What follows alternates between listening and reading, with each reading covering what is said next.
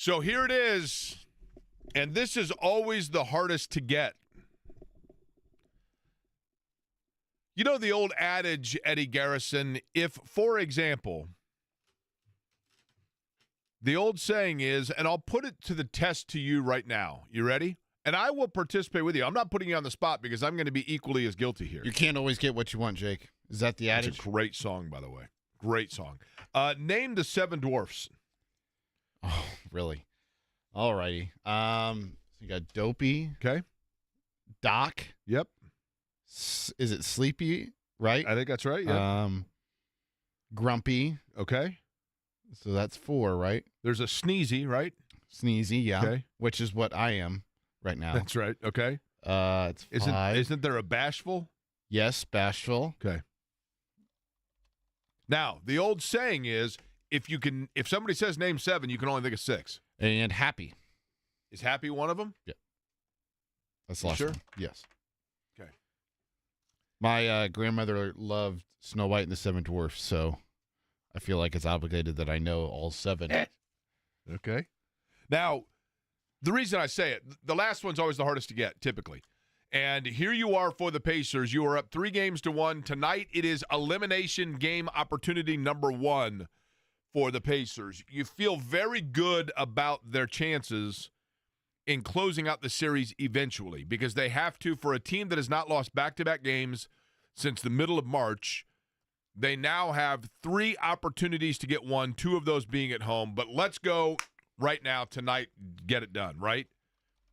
It's going to be a fever pitch, and this is the best thing about it. Now, I heard Rick Carlisle this morning as he joins each and every Tuesday on the Fan Morning Show, and he was talking with the guys, and at the end, he made it a point to say this. Can you guys do me a favor, Rick Carlisle said. Can you remind everybody the game is at 6? Reminder to all of you out there, the game is at 6. Now, I know that some of you are going to have to be, coming from work, whatever. Game's at 6. Pre-game 5:30 on this radio station, 6 o'clock, and then one would hope that by 8:30 tonight, the Milwaukee Bucks are headed to Cancun. We shall see. Wasn't that the phrase last year that Patrick Beverly got all upset about? Yep. Cancun on 3. Couple of things about this today that I want to make clear. 3 things, actually, today. I'm in a great mood, Eddie. I'm in a great mood for 3 reasons. 4. I got all kinds of reasons to be in a great mood today, okay? Okay, so where do I rank on that list of being around just me every day? That should be number 1, for being honest. Okay. Reason number 1, I'm in a great mood. We'll go in no particular order here. Because everybody knows I love the month of May, and it is right around the corner. There's a race this weekend, admittedly, but I'm not doing the race at Barber because I'm doing the mini. And I love the mini marathon. I love it. And I am grateful, thankful that I am able to run or at least move for the mini marathon. I know there are a lot of people that would love to be able to do so, and I think about that, right? Just the fact of the number of different reasons why people, are not able to participate, and that's not to say that I'm in some great shape or anything like that, but God willing, I've always said if I can, I will do it, and I'm grateful for that, and I'm excited for that. It's a great event, and I look forward to it. That leads into the month of May, goes without saying, my favorite time of year, ramping up for the Indy 500. Beyond the Bricks, we got episode number 1 in the books last night, episode number 2 tonight. Good, thank you. Took a look back at Larry Henry and as well Parnelli Jones. So a lot of fun last night with that. Grateful for that. Grateful for the fact the Pacers have a chance to close it out tonight. And they are, I think they do it tonight. But we shall see. We now know that they're going to face the Cleveland Cavaliers, and we'll get into that in a minute because that was impressive from Cleveland's standpoint. I'm grateful for the fact that, Eddie, you and I, so I will put you into this category as well. Oh, yay. We are the 2 most popular people in this building right now. Yes, we are. Yes, we are. We are because when I came in today, and this is what I love. Look, we have the opportunity on this radio station to get to know different businesses, get to know different people, and represent their brand and get the word out about them. And I came in today, the fine folks at Chicago's Pizza were bringing in pizza for the entire staff, and I got the cauliflower crust, gluten-free, fantastic. You enjoyed some deep dish pizza. Yes, sir. Eddie, but they have all of the different variations up there. The traditional, the thin and crispy, all upstairs, breadsticks for everybody to enjoy in the building, and people were like doing backflips about that. And I absolutely love, and it is truly, I am tickled pink and flattered and honored to be able to represent Chicago's brand and get people to know about them because they're just good people. Just a family-owned, locally owned business that's bringing in food and having fun for everybody. The sales staff upstairs is decorating the building in 500 stuff to get ready for the month of May with Chicago's Pizza bringing in food for everybody. Just good folks, and that puts me in a good mood to see and to know that we're partnered with them, and I'm just thrilled to do so. And I know that when you go into Chicago's Pizza, you're going to have a great meal, great pizza, great salad bar, whatever it may be, and you're going to do so with a company that you're going to say, you know what, I like that my money's going here because they're keeping it locally, and I love it. I'm also in a good mood for this. Eddie, you saw the prototype. Your thoughts? I did see the prototype. It looks really, really nice. It gives me back-in-the-day vibes of watching Reggie Miller highlights. So I can now officially say, do you happen to have the breaking news sound already?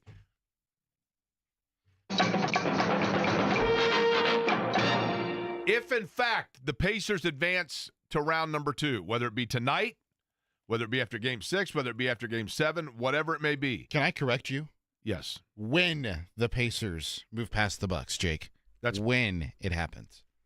Not if. You never when. You never guarantee a win until it happens. I'm not guaranteeing a win.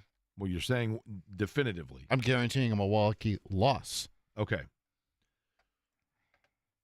Round 2, if round 2 of the NBA playoffs includes the Indiana Pacers, in fact, there will be Why Not Indiana shirts for sale. Let's go.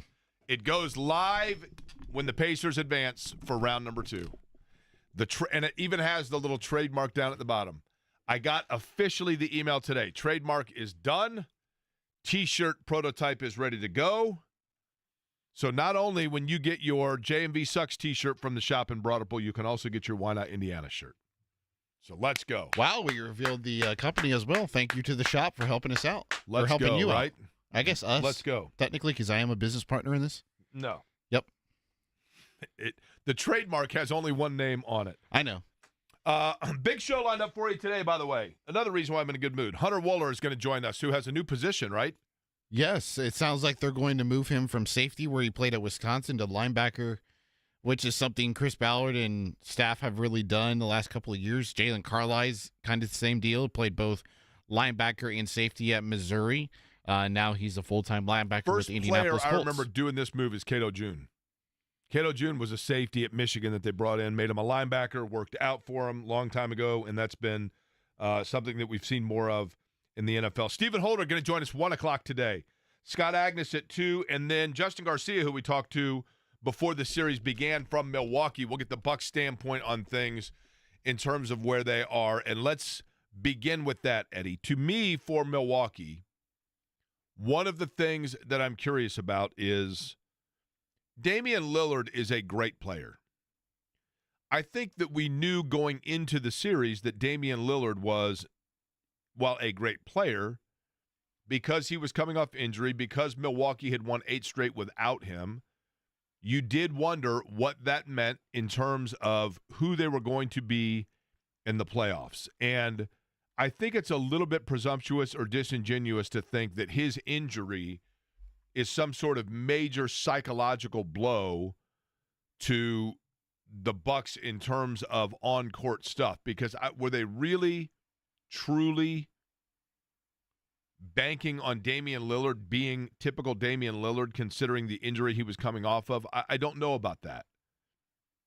But what I do know is that there is an element of just with veteran leadership, even if with any team, no matter who you're a fan of, in the case of the Pacers, we'll take the Pacers for example. With any team, there are certain players that when you look down on the floor and you see them playing, you think to yourself, I feel like we've got a puncher's chance here because that guy's on the floor. And in the case of the Milwaukee Bucks for their roster, even though Damian Lillard was not at any point during this series shown to be, nor do I think we were expecting him to be, vintage Portland logo pull-up Damian Lillard, the fact that he's there not only gives Milwaukee some confidence, but it also gives Indiana realistically something that you have to be aware of. We saw it in Game 2. Game 2, even though he did not, in his first game back, he didn't do Damian Lillard things, you knew he was that you were aware of where he was at all times. And for that to go away, even though we were not anticipating, nor do I think Milwaukee was, some 30-point explosion from Damian Lillard, the reality is there is a safety net, there's a confidence, there's a security blanket in knowing it's there. And not only losing that, but the fashion in which you lose it. Seeing a guy where his ultimate vulnerability is there from a health standpoint after everything that he had worked to come back from, and the Damian Lillard moment frozen in time of him sitting on the floor, just sitting there. And, you know, it reminded me in a totally different tone, but it reminded me a little bit of when Adam Morrison was at Gonzaga and lost his last college game and was just sitting on the floor with his legs bent sitting and his arms over before he, started pounding the floor and was, crying, but just sitting there incredulously realizing what it was that had just happened. And in Damian Lillard's case with that injury, it was interesting because he knew instantly what it was. You could tell. He knew instantly what it was. So he knew two things. Number one, I can't get up and try to walk out of here. And number two, it's over. I mean, my year, and maybe even next year, but my year's over. Maybe my time in Milwaukee's over. And because, and actually one of the plays in basketball that happened that I think we probably deserve to at least give somewhat of a tip of the cap to for the presence of it was when Indiana then came down and was running their set. Brook Lopez had the presence of mind to commit a foul because he realized that they were going 4-on-5 and Lillard couldn't get down the floor.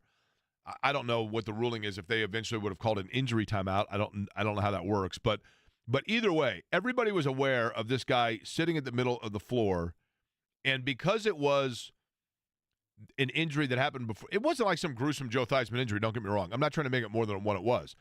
But it lingers with you a little bit if you're Milwaukee because of the image of it, of just seeing a guy that is your look-to leader. And one of two things is going to happen now. And I know that they had a remainder of that game for one of these two things to happen, and we saw which did.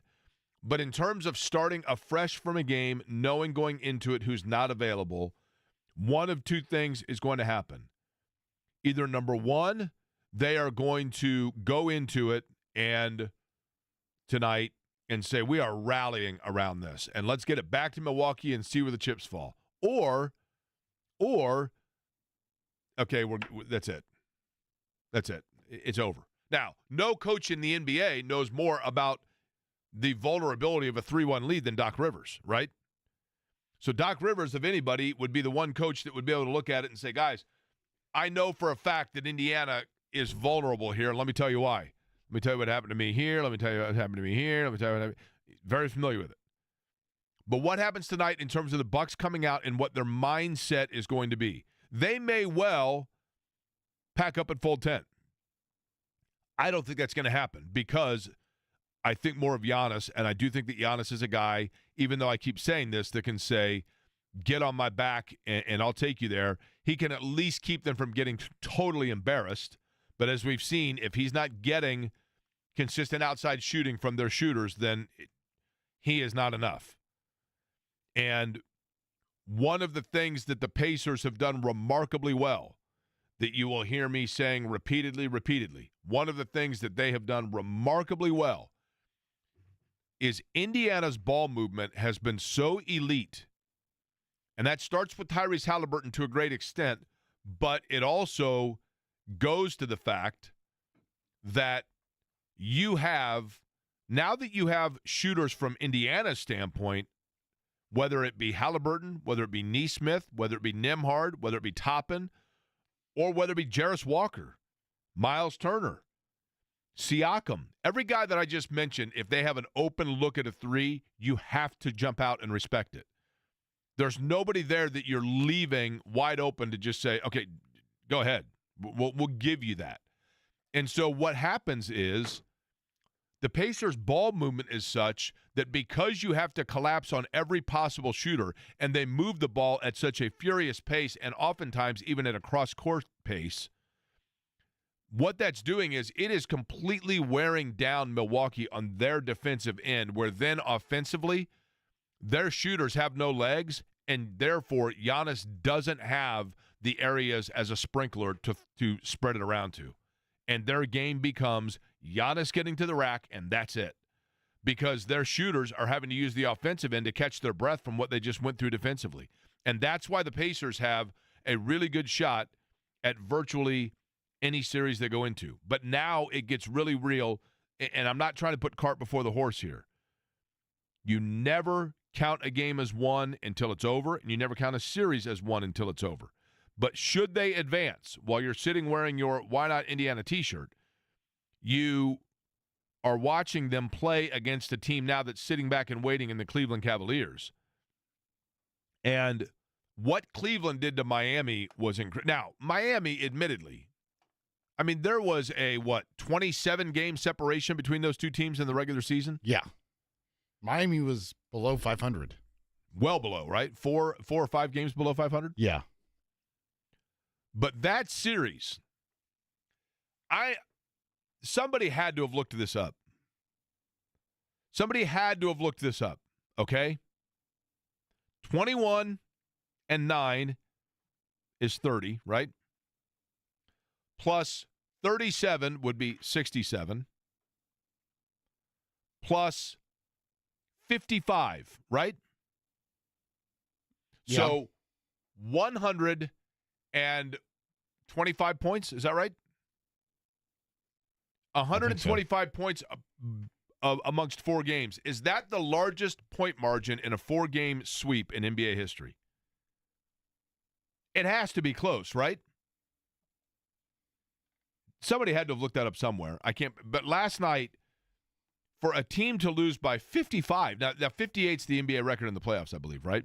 Yeah, they had to close the game on a 8-0 run to prevent that from happening. Yeah, and, at that point, Miami or Cleveland's like, okay, we're good. But the Cavaliers are long. They can do a number of different things. It's interesting because you don't think that they have necessarily like close out takeover guys, but Mitchell's pretty darn good at that. 122 was the official number. That's the record, or that's what it was? That's what it was. I'll try to figure out the record.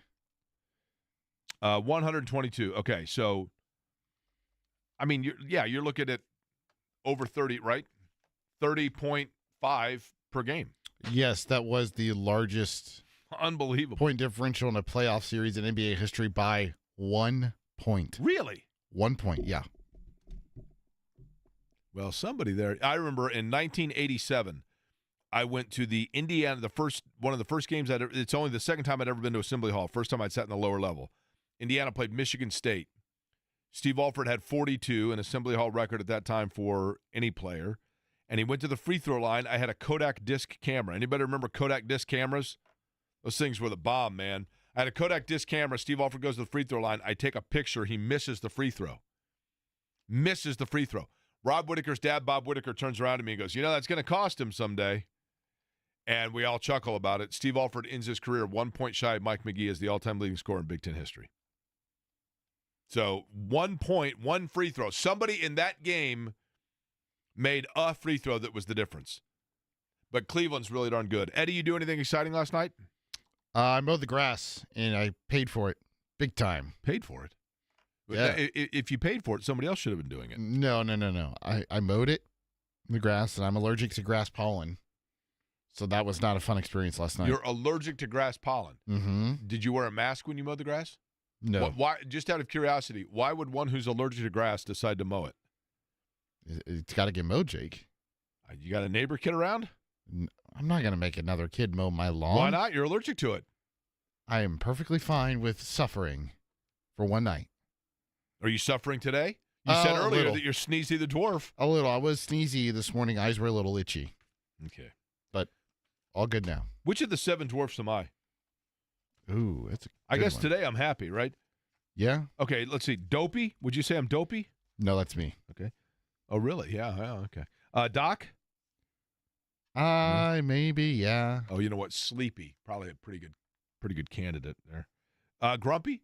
No, you're hardly grumpy. Okay. Really? Yeah. Thank you. Sneezy Yeah, a little you're bit. definitely Doc. Definitely Doc. Really? Mm-hmm. In what way? Well, Doc's the leader of the dwarfs.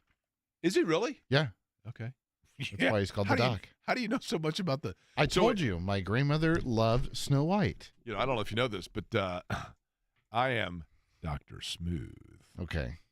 That's enough of According to that. And I am. I'm Dr. Love.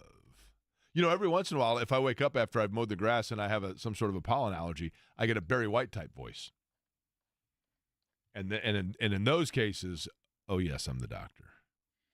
I'm not bashful, right? Calling Shannon. Okay, so you mowed the grass. What else? Did you watch the Cavaliers Heat game? I watched a little bit of it. I was like, you know what? This is over. I turned it off and I started watching some hockey instead. And I watched the Reds win again. 5 straight wins for the Reds. The Reds actually, okay, let's check in on our baseball standings here. From our game at the beginning of the year, you have the Blue Jays, right? That is correct. They've tapered off a little bit. They got out to a really good start. This is Eddie and I have a wager along with listener Chris, where Chad. we each took, is it Chad? I'm sorry. You're right, Chad. So you took the Blue Jays and the Marlins, correct? I did indeed. The Marlins also cooled down a little bit. You have 25 total wins as of right now. Mm-hmm. Chad took the Reds, and who's the other one he has? Oh, shoot. Who is it? Hold on, I have it. So the Reds, to your point, They have 16 wins. they are now a game behind the Cubs. So we love that, right? Yes, we do. Yes, we do. Okay, you have the Reds, or he has the Reds. I should know this. Did he take the Cardinals also? No. Reds and Rockies. That's See, right. he's struggling Oof. there because he's got the Rockies. Oof. So he is at 20. I took the Chicago White Sox, who are lurking with 7 wins, That's right. and then the Athletics. Now, the Athletics are not terrible, 15 and 14. So I'm closing the gap a little bit. I'm 3 behind you in our race, if you will, for the beer. What'd you do last night, Jake? Last night, I went to the gym. I got myself prepared for the mini again in the final stretch, if you will, because I went and got stretched and all of that for the mini. And then I watched that game. I watched Cleveland at the end of it and Miami, just because Cleveland, and we'll hear some comments from the guys on TNT about the Pacers and how they would match up to Cleveland. Again, maybe a little bit cart before the horse because they still have to get another one. But Cleveland has very good length. And I know that that's like a buzzword and whatever else. But the thing about the Pacers, I think the Pacers have been built, and we've talked a lot about this. The Pacers are built around Miles Turner. Everything that they do in terms of the way that they play, the defense they play, the pace that they play is entirely predicated upon the rim protection and the transition facilitated by Miles Turner. And he is a big that can play on the wing or do different things. The Cavaliers have multiple players like that. That's what makes them, Jarrett Allen is a very efficient low post scorer in terms of doesn't need a lot of baskets to get his points. Evan Mobley is really their curveball. Mm-hmm. And Mobley can just do so many things at 6'11". He's a real difficult matchup. Donovan Mitchell is a lightning in a bottle guy. DeAndre Hunter's kind of your Swiss Army knife. And then Darius Garland, kind of sets the table for all of it. They have multiple really good outside shooters. Cleveland's very dangerous. And if Cleveland was, I heard this earlier today, and it's totally true. If Cleveland had completed the season they just completed with 60-plus wins and a sweep, and instead of the Cleveland Cavaliers, they were wearing jerseys that said Celtics, Lakers, or Heat, they would be talked about all the time. They get written off because it's Cleveland and because it's not LeBron's Cavs and whatever else. But that is a darn good team. And I will tell you this, that Cleveland roster right now, and I know Kyrie Irving is an elite talent, the Cleveland roster right now is better than any roster they had when LeBron James took them to the finals, any of them. They are deep across the board, and they have multiple positions that can score and defend you in multiple ways. But plenty of time to get into that because the Pacers have to get one even before then. We will continue talking about this Indiana team, what we may see from tonight, in just about under 20 minutes from now, about 18 minutes from now. Hunter Wohler, 7th-round pick out of Wisconsin, comes to the Colts as a safety or as a linebacker. Excuse me, as a safety, but going to be a linebacker. So he'll change positions, and we'll see if it trips him up like it did me. All of that upcoming here, Query and Company, on a Game 5 Tuesday. It is Game 5, right? Yes, 3 + 1 is 4, plus tonight would be 5. Game 5 Tuesday. 6 o'clock tip, don't forget.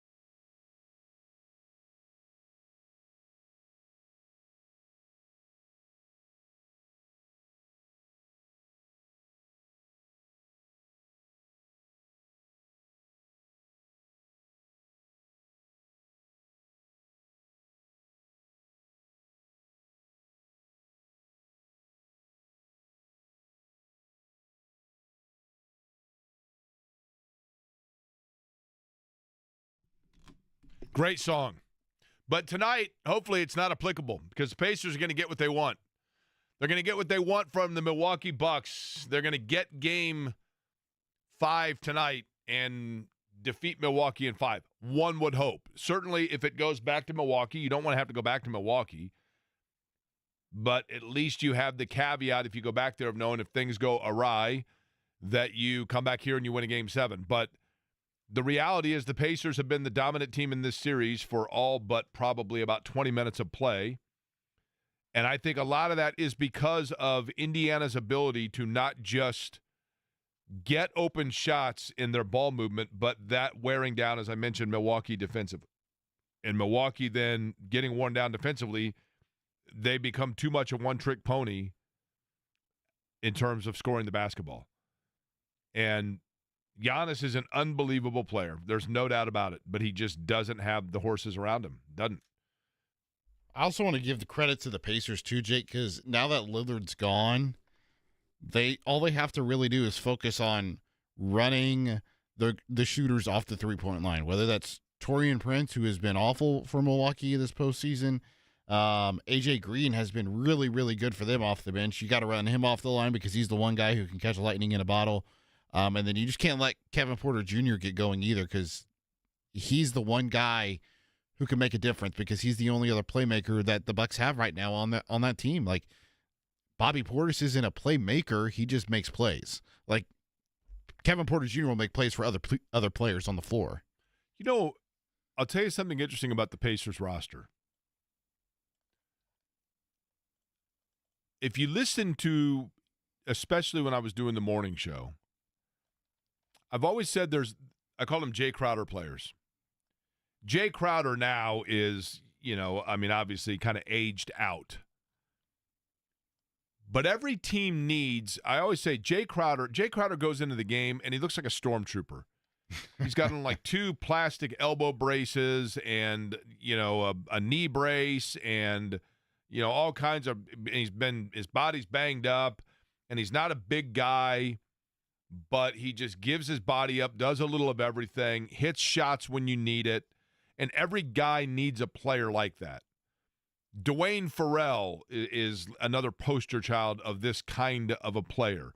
And truthfully, Bobby Portis is kind of that kind of guy. Crazy eyes.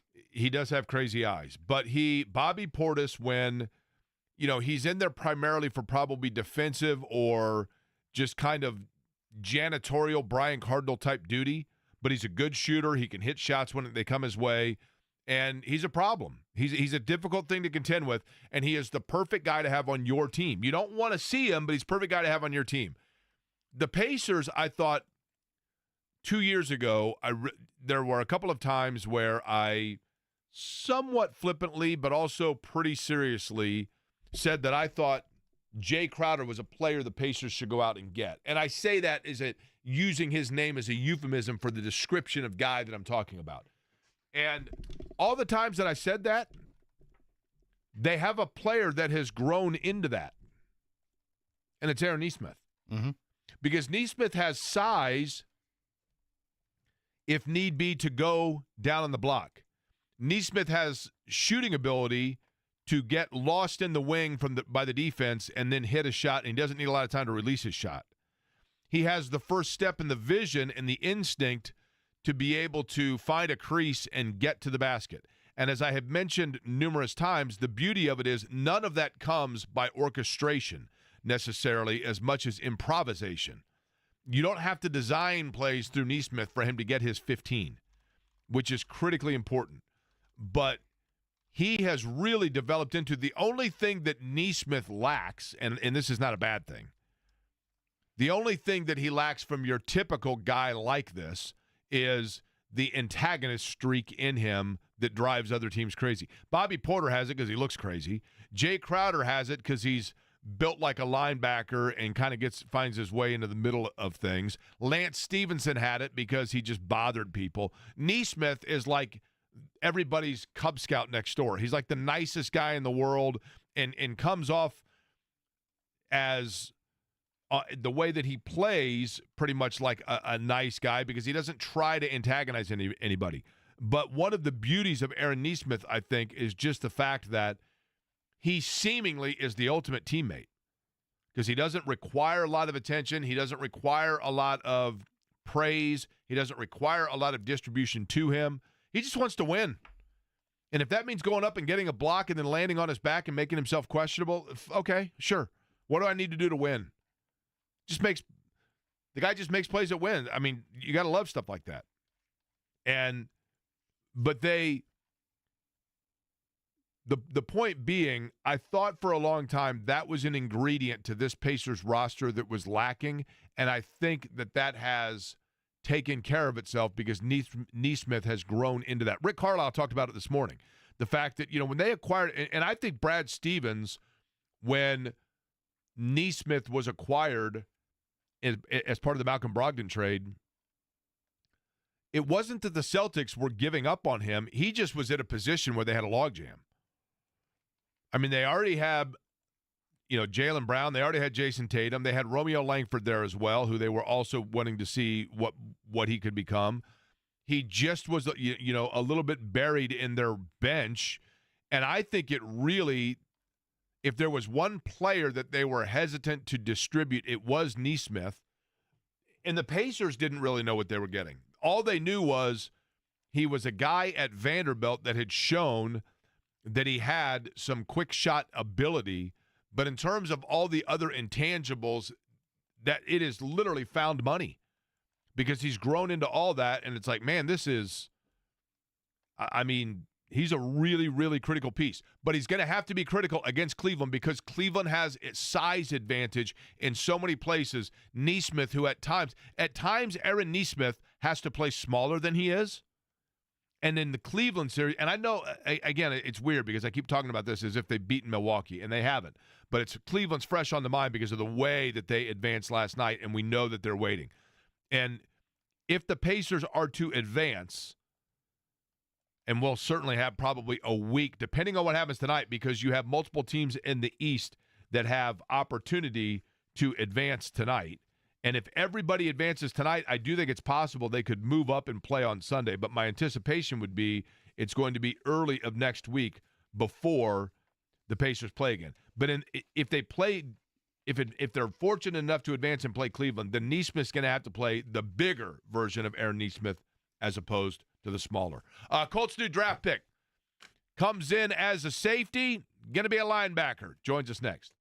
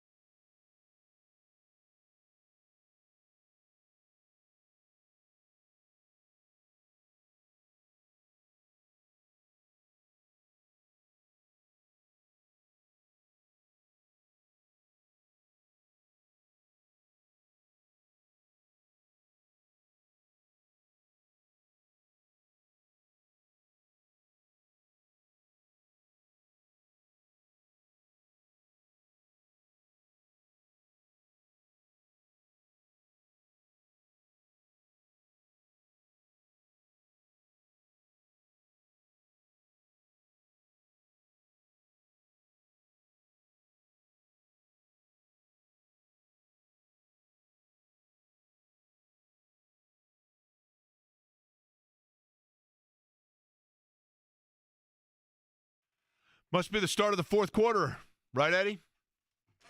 Yes, sir. Here's Camp a little Randall. trivia question for you, Eddie. The Okay. Wisconsin Badgers that play this song at Camp Randall at the beginning of every fourth quarter. There is an IndyCar driver who is a self-proclaimed Wisconsin Badger football fan.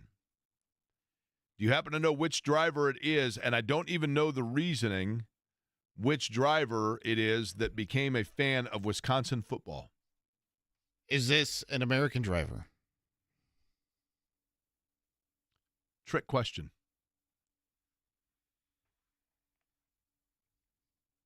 Why is that? Define American driver. It was born in the United States. It is not an American driver. Scott Dixon? No. Has he won an Indianapolis 500? No. Okay. However, I believe one of the 3 favorites to do so this year. Ooh. I got to get lucky here now. I'm going to go with winner, chicken dinner, Alex Below. No. Okay. That means it's Pato? No. Oh, wow. Striking out. Who is it? You asked if it's an American driver. Scott McLaughlin? Scott McLaughlin, who is effective today. Congratulations, Scott McLaughlin, now a U.S. citizen.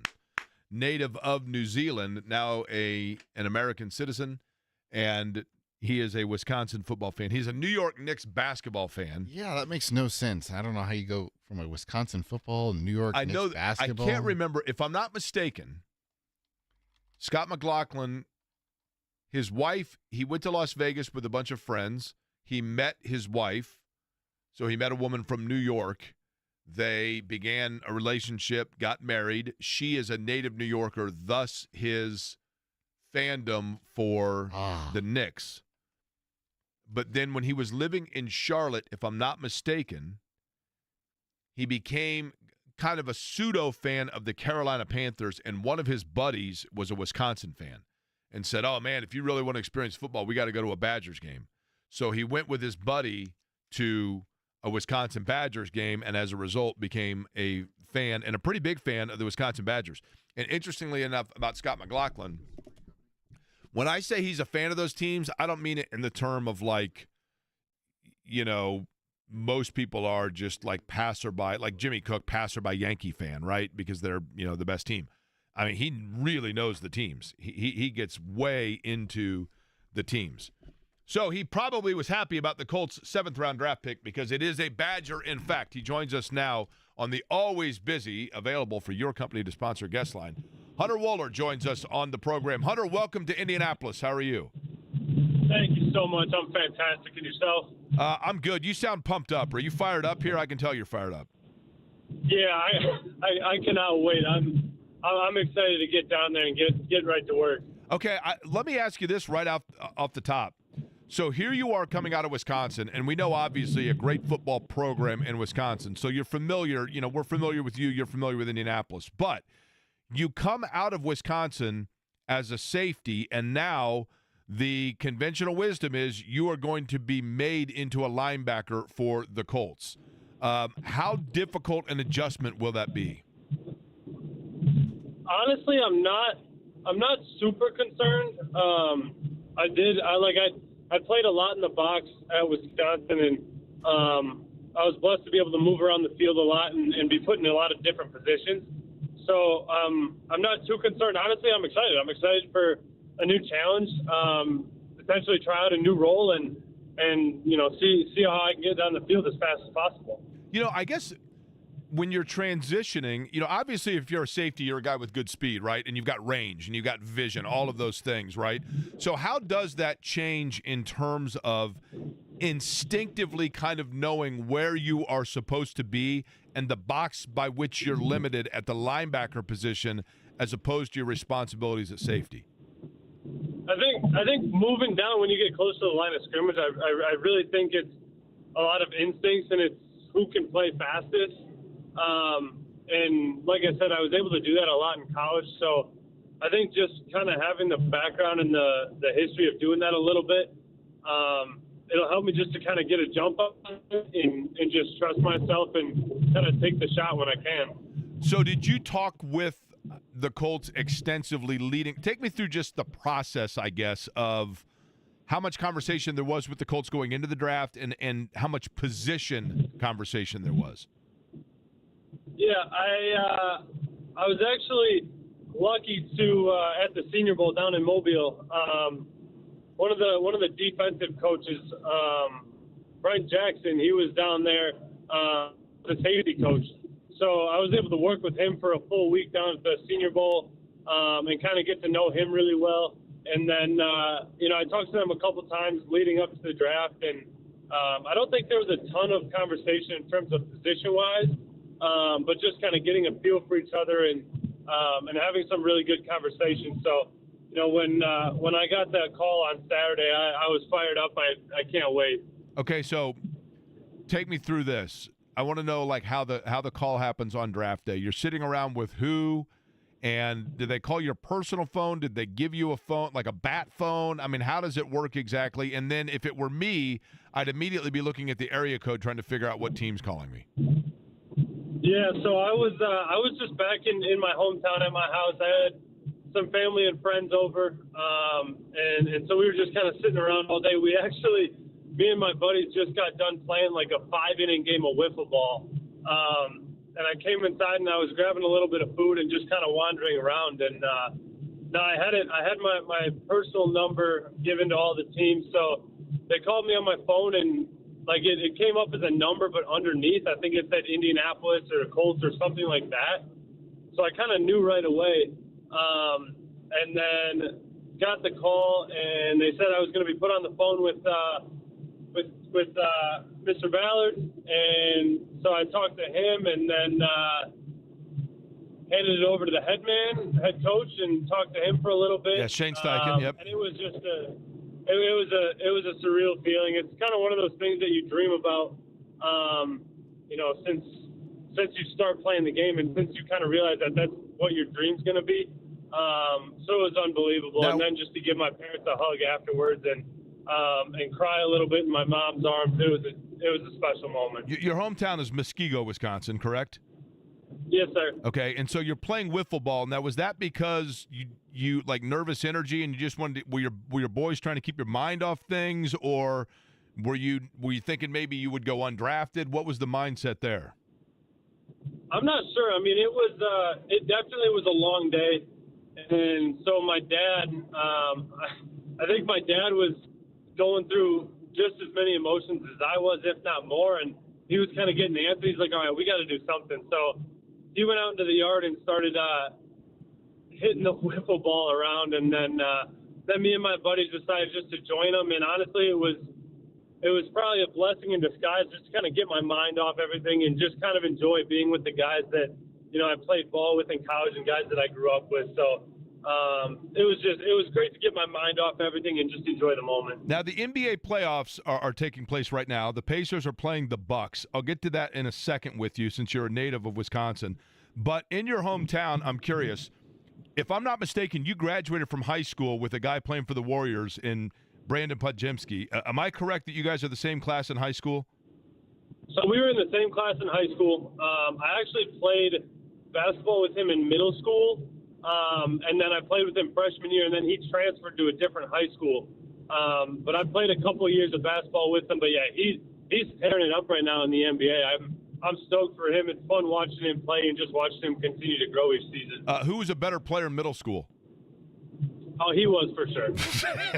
Okay, well, who's a better wiffle ball player? I would like to compare myself to him and try to get to his level, but he was definitely a step above me. He's actually, as the kids say, he's kind of blown up in the NBA here, right? I mean, I think he played in like Santa Clara, but he's really become a nice player for Golden State. Do you follow them? Yeah, he's the second half of this season, he's really turned it up, and he's putting not only points on the board but rebounds, assists. He's kind of doing it all for him. So I do follow him, and it's fun to watch him when I can. Okay, so here's an interesting question. Hunter Wohler is our guest out of Wisconsin, who is the Colts' new draft pick, going to play at the linebacker position, presumably, after getting drafted 237th overall in the draft for the Colts out of Wisconsin. Hunter, this is a weird question, I realize, but I'm always interested by it. What was your favorite sport growing up? It was always football. Was it? Okay. Because it's not It uncommon, in all honesty. I know that sounds like a dumb question, but it's not uncommon to find guys that whatever sport they're prolific in, it was a different sport that kind of gave them the backdrop for that. You know what I mean? Like the footwork or whatever it may be for that sport. You mentioned you played, obviously, wiffle ball and basketball. So did you follow or were you a fan of, I'm assuming you were a Packer fan growing up, right? Yeah, I was a Packer fan. I was more into college football than I was NBA. But Sundays I would always watch the Packers. Yes, sir. And then are you a Bucks fan? Yes. Are they going to win tonight? I sure hope so. I mean, I hope so for them, for Milwaukee, but I also I got asked if I wanted to go to the game on Friday in Milwaukee, so we need a win in order for me to be able to go to that game. That's right. Your Colts fandom. Here's the thing: you are allowed. Listen, Indianapolis can respect hometown love, so you're allowed to root for the Bucks when they're playing the Pacers, right? And then once you get here, then after the course of time, you can root for the Pacers so long as they're not playing the Bucks. Is that a fair compromise? I would say that's probably fair. Yes, sir. Okay. Lastly, let me ask you this. What do you know about – I know you said you talked to Chris Ballard, you talked to Shane Steichen. What do you know about just the Colts in general and what you kind of are anticipating, how this all unfolding and, what you know about the franchise and certainly the defensive scheme itself? I mean, I know that there's a lot of history with the Colts in Indianapolis. You obviously had Peyton Manning and the Tony Dungy era and stuff, and so there's a lot of history there. I know that it's you're going to walk in the door and you're going to have to work hard right away. I know that's how Coach Steichen is. I know that's how Chris Ballard is. So I know that it's a hardworking program. It's a great franchise, and from everything I've heard. It's a great spot to be overall, just in terms of the people and the culture. So, I can't wait. I can't wait to get down there, to get to work right away, and just see what this team can be. By the way, lastly, are you a bowler, like bowling? Like I think they call it kegling up in Wisconsin, but are you a bowler by chance? I enjoy it, but it's not something I do super often. Well, did you know that the commissioner of the Professional Bowlers Association lives in your hometown? Are you serious? Yeah, yeah. Tom Clark. That might be a fun fact that I got to drop sometime. I mean, honestly, you should get, when you're in Indianapolis, you need to get free membership to free bowling at Woodland Bowl because you might kind of know the guy that's the PBA commissioner. The Roger Goodell of bowling lives in your hometown. I might have to try to figure out who he is and get in contact with him. Knowing who he is would be the first step towards name dropping him. But then after that, right, have at, exactly. Right? Uh-huh. All right. Well, Hunter, listen, there's no more appropriate first name for a guy from Wisconsin than Hunter. I can tell you that. But certainly people here are going to look forward to watching you hunting in terms of the offensive talent throughout the AFC South as you acclimate to the linebacker position. And we certainly wish you the best and look forward to having you on again. Awesome. Thank you so much. I can't wait to get down there. Thank you again. I appreciate it. Hunter Wohler out of Wisconsin, new Colts player. There is now. Folks, there is right now your favorite rookie in this class so far. I mean, obviously Tyler Warren's going to be a great player, but there's the guy we're rooting for right now. We might have to get ourselves a Hunter Wohler jersey in here, right? Let's go. Stephen Holder talking Pacers, Bucks, a little Colts as well next.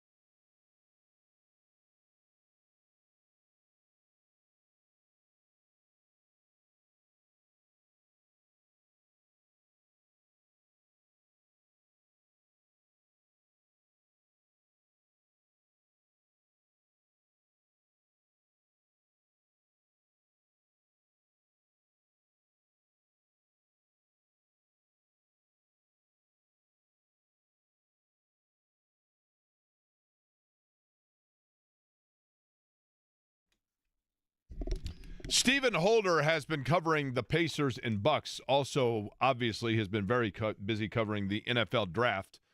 So we always, as is the case, give him. Now, I always say dealer's choice, but I guess technically I would be the dealer. So if somebody is if you're playing blackjack, you got dealer, and then what's the other one? Just player? The person getting screwed by the dealer? Yeah, right? just player, right? So, Yeah. So recipient? Either way, Stephen, your choice. NFL, NBA, which one you want to lead with here? And I would say, by the way, the term should be the person who helps build the casinos. Correct. But, I would say we can go NBA. I'm not going tonight, but I'm watching very closely. So yeah, let's go. Okay. Well, you have covered this series. Yes, up to now, yeah. And for Milwaukee, I have looked at this, and the Damian Lillard factor is interesting to me because, yes, he never got fully going. I mean, we get that. But a guy of that talent level, you have to be aware of him at all times, right? And Sure. So, having said that, what do you think in terms of Milwaukee without him there? They're not losing production in terms of what he was able to bring, but they're losing production in terms of the threat he poses. Mentally speaking, how would you assess Milwaukee and the way they handled Damian on the floor and then the loss of him?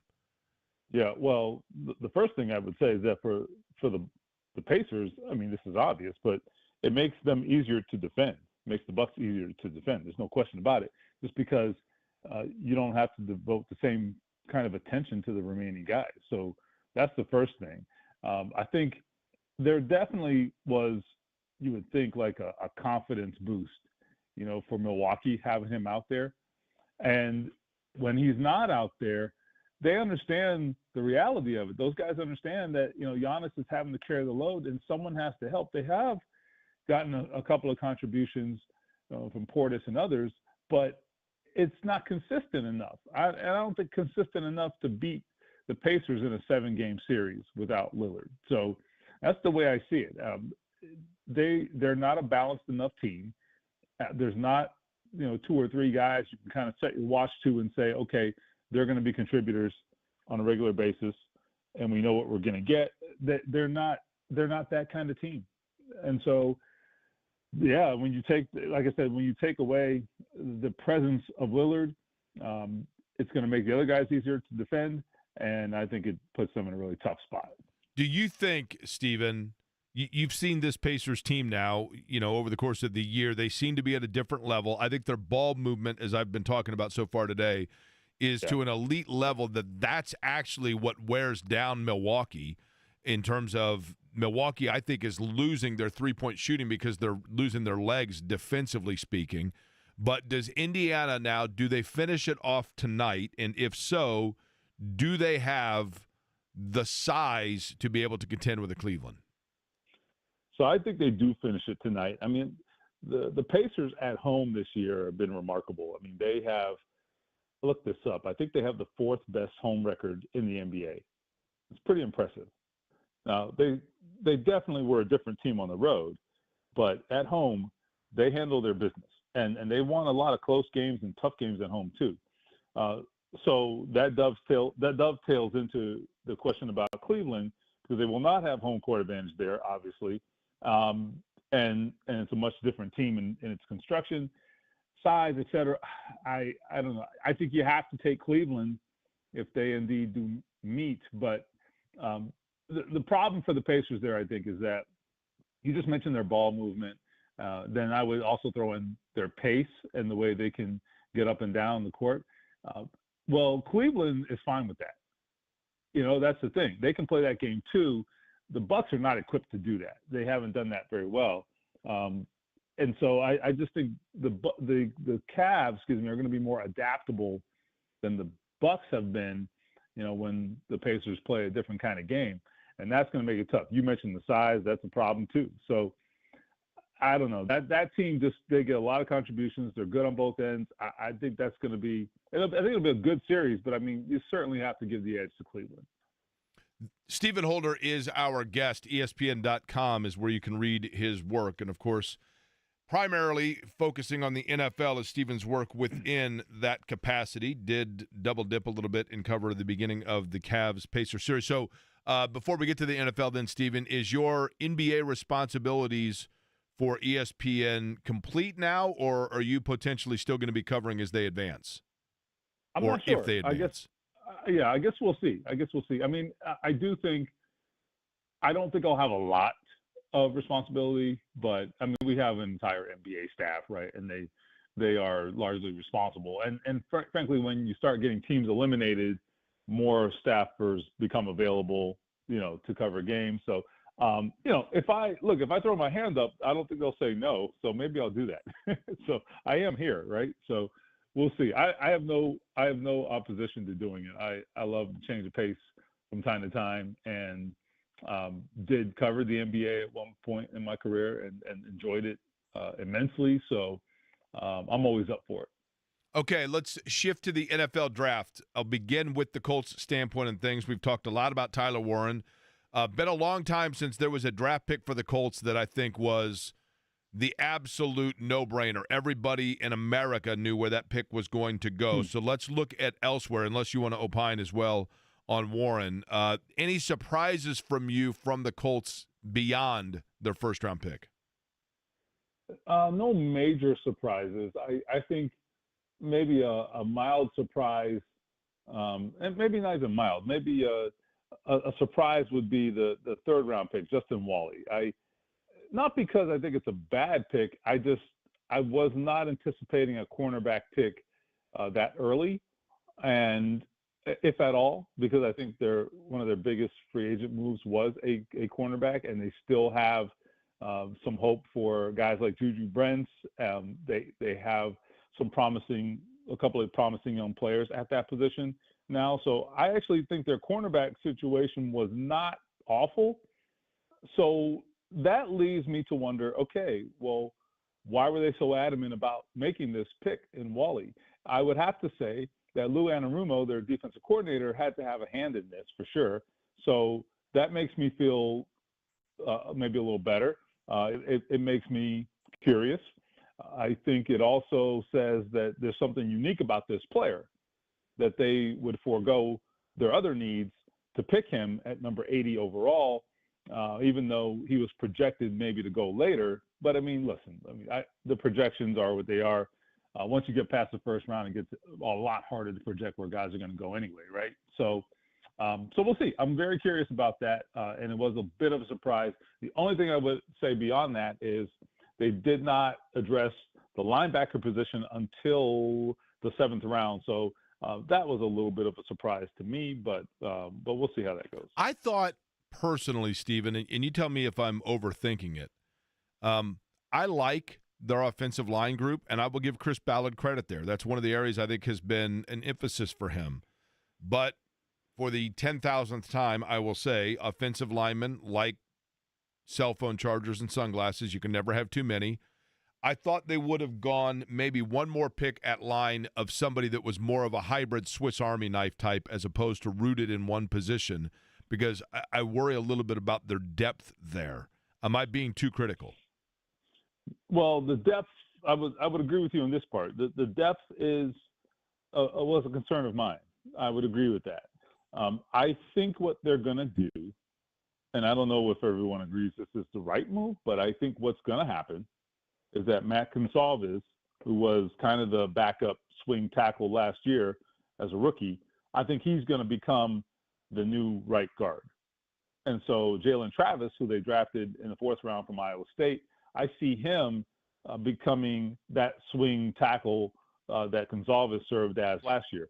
So the question that I asked myself is this: okay, if they're willing to do that now, why weren't they willing to move Gonsalves last year when right guard was really a problem? It was a real problem. They had to go sign Mark Glowinski, who was on the street, and brought him back, who he had formerly been a starter at that position here. So I wondered, okay, well, why are they so willing, apparently, to do that now, but wouldn't do it last year? And I think the answer is this: they didn't have quality depth at tackle.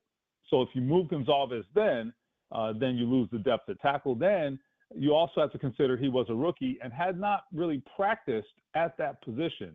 So maybe he wasn't ready to just move cold turkey to that spot right in the middle of the season, after Will Fries went down, et cetera.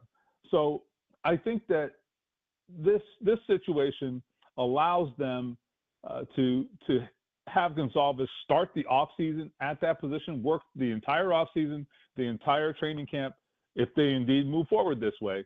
And then by opening day, he's truly prepared to go out there and play that position at a high level. So I think that's what is going to happen here. Stephen, when you look at – Stephen Holder's our guest. ESPN.com is, of course, where you can read his work.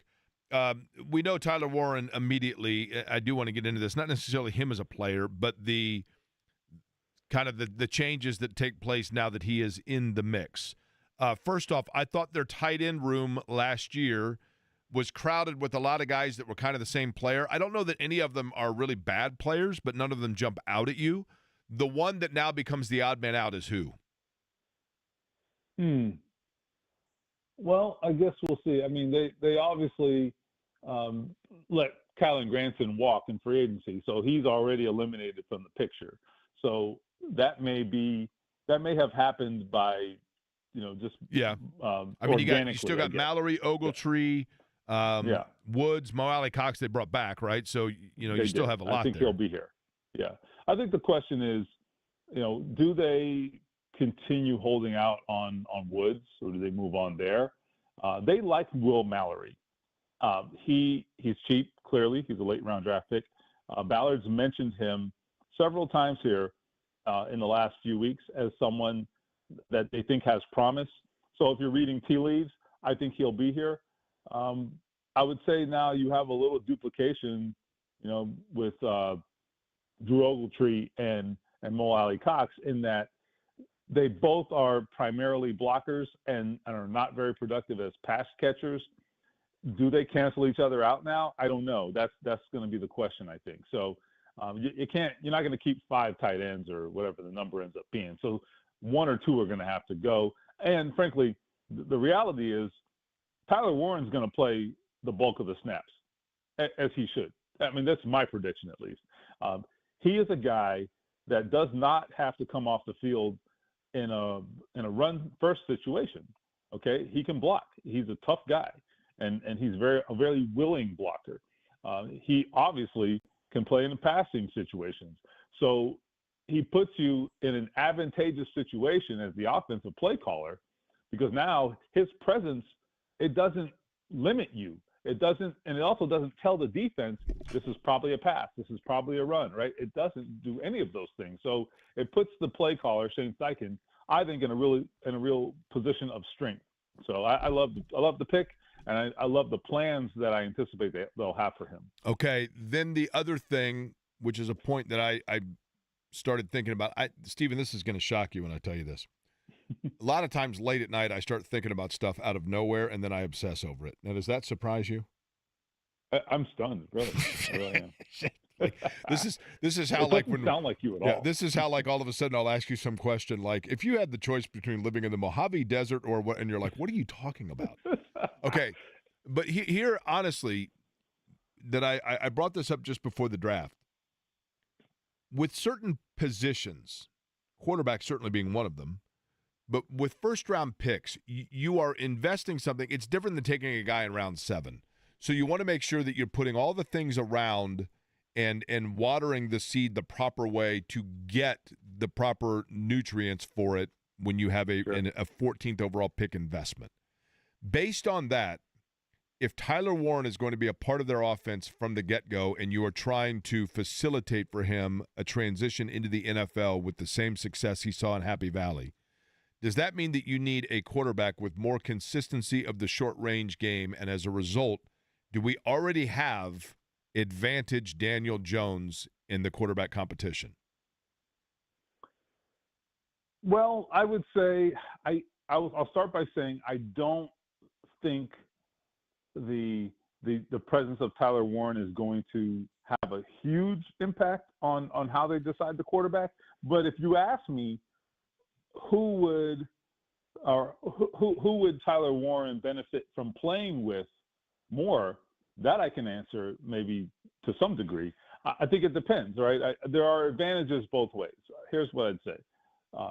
if Anthony Richardson plays, you have sort of a dual threat quarterback situation there where I think as a blocker and maybe even as an H-back and that kind of thing, you can do some interesting things with Tyler Warren in that situation. Maybe because there's attention on the quarterback, maybe there's a chance for a shovel pass here or there, those kinds of things where you can, in an unconventional way, get him involved because the quarterback draws some attention, in those tight formations that look like a run formation.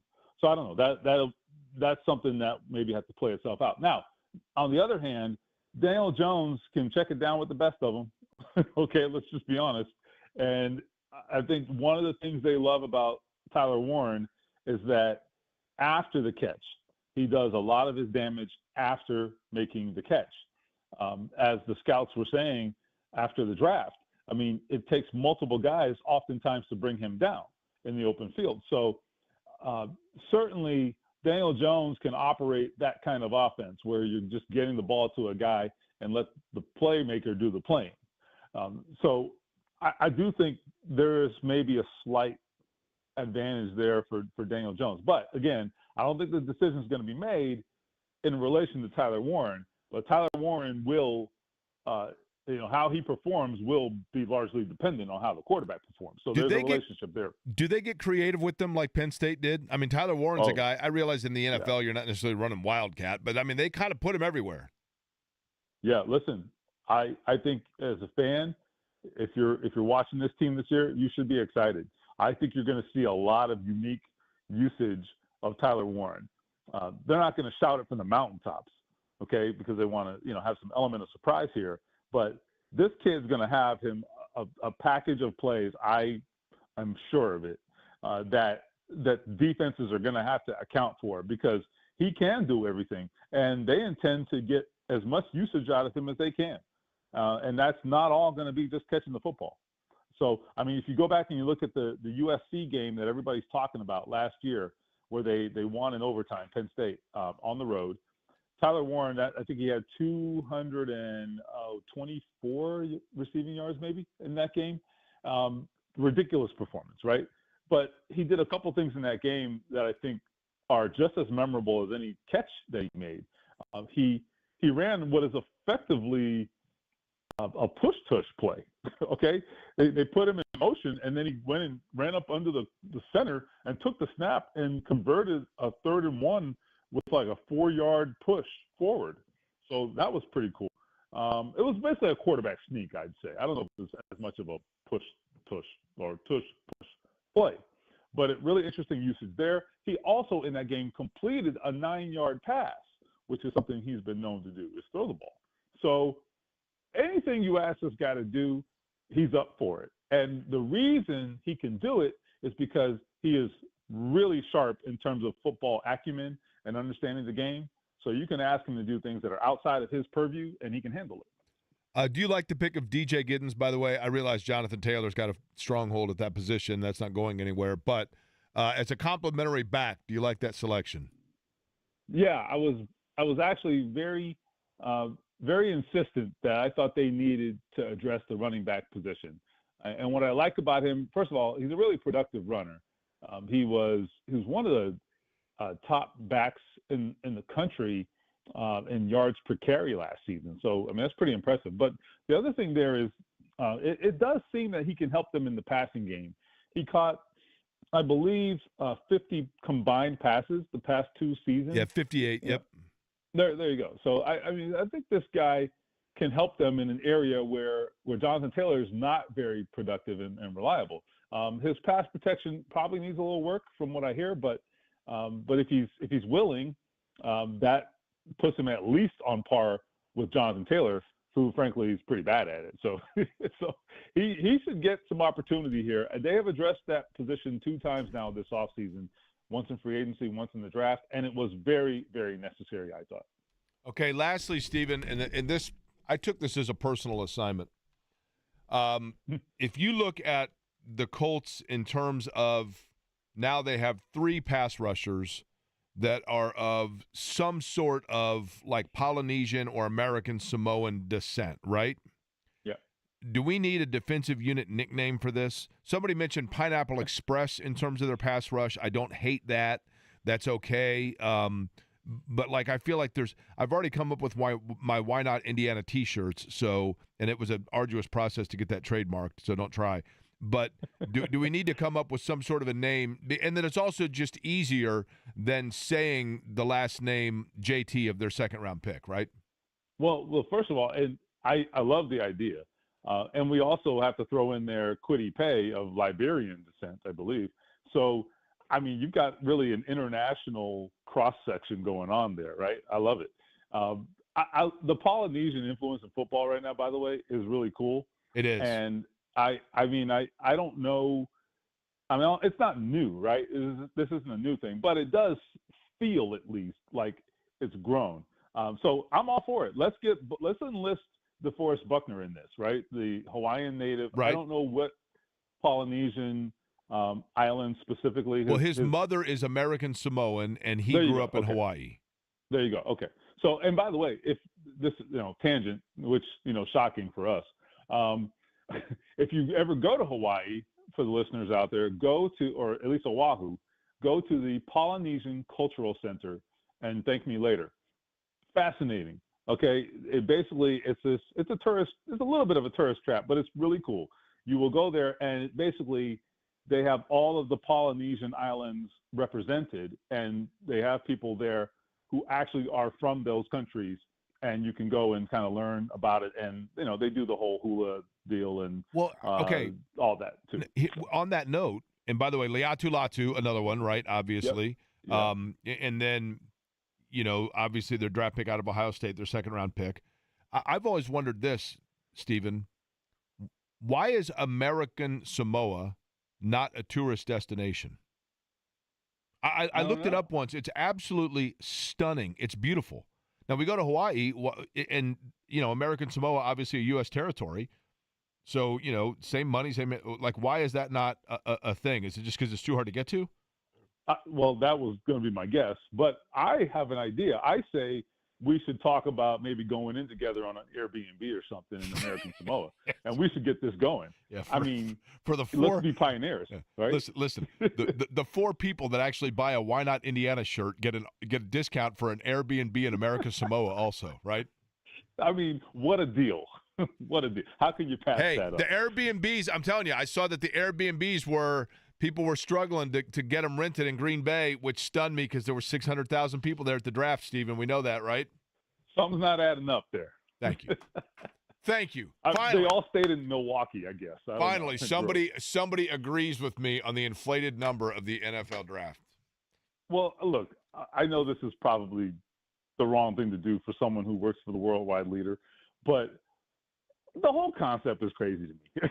Okay, I'm going to go stand there for did you see the crowd of people? All right, think about being in the middle of that crowd, just surrounded by people, and you got to use the restroom. Oh, I mean, at least with Times Square, you get the payoff of midnight, right? And then you go home. Right. Yeah, I don't get it. I don't get the appeal, but I don't know. Hey, good luck to those who love it and enjoy it. I'm glad they had a good time. Stephen, appreciate the time as always. Pacers, Bucks, I'm writing you down right now for your prediction that the Pacers are going to close it tonight in Game 5, right? Yeah, book it. Okay. Along with our Airbnb in the American Samoa. All right, appreciate it, Stephen. All right, I'll see you. Have you looked, by the way, Eddie, ever at photos of the American Samoan Islands? No. This is another one of my I've never understood why. I mean, it is absolutely beautiful. And I'm like, wait a minute. We go to Hawaii. Like, there has to be a reason that nobody has started to build. I'm guessing just because it's difficult to get to. Are you looking right now? Look at Google search imaging of the American Samoan Islands, and I'm telling you right now, fantastic. You're going to go. It's unbelievable, right? Mm-hmm. I mean, what are we doing here? We have it's American Samoan, right? Why are we not building Casa de la Query Airbnb there? Look, it's unbelievable. Now I don't know how you get there. I think it's really far away. What are you looking up a flight to there? If you fly to the American Samoan Islands, where do you fly through? I'm going to guess that you go from either San Francisco or Los Angeles, probably into somewhere in Southeast Asia, and then you fly there?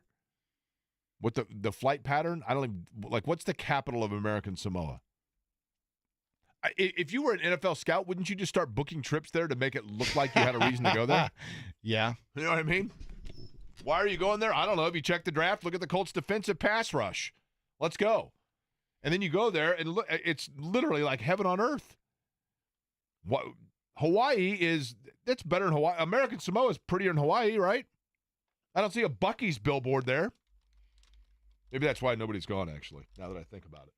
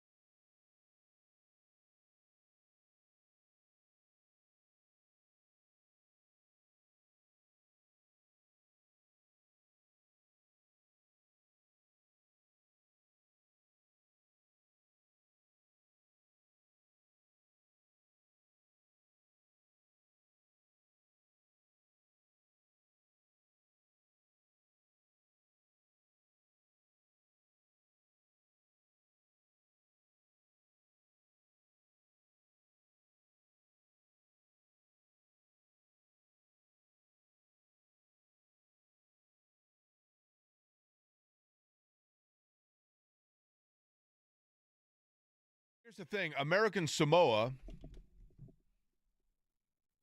Apparently, this might be the reason why nobody visits there.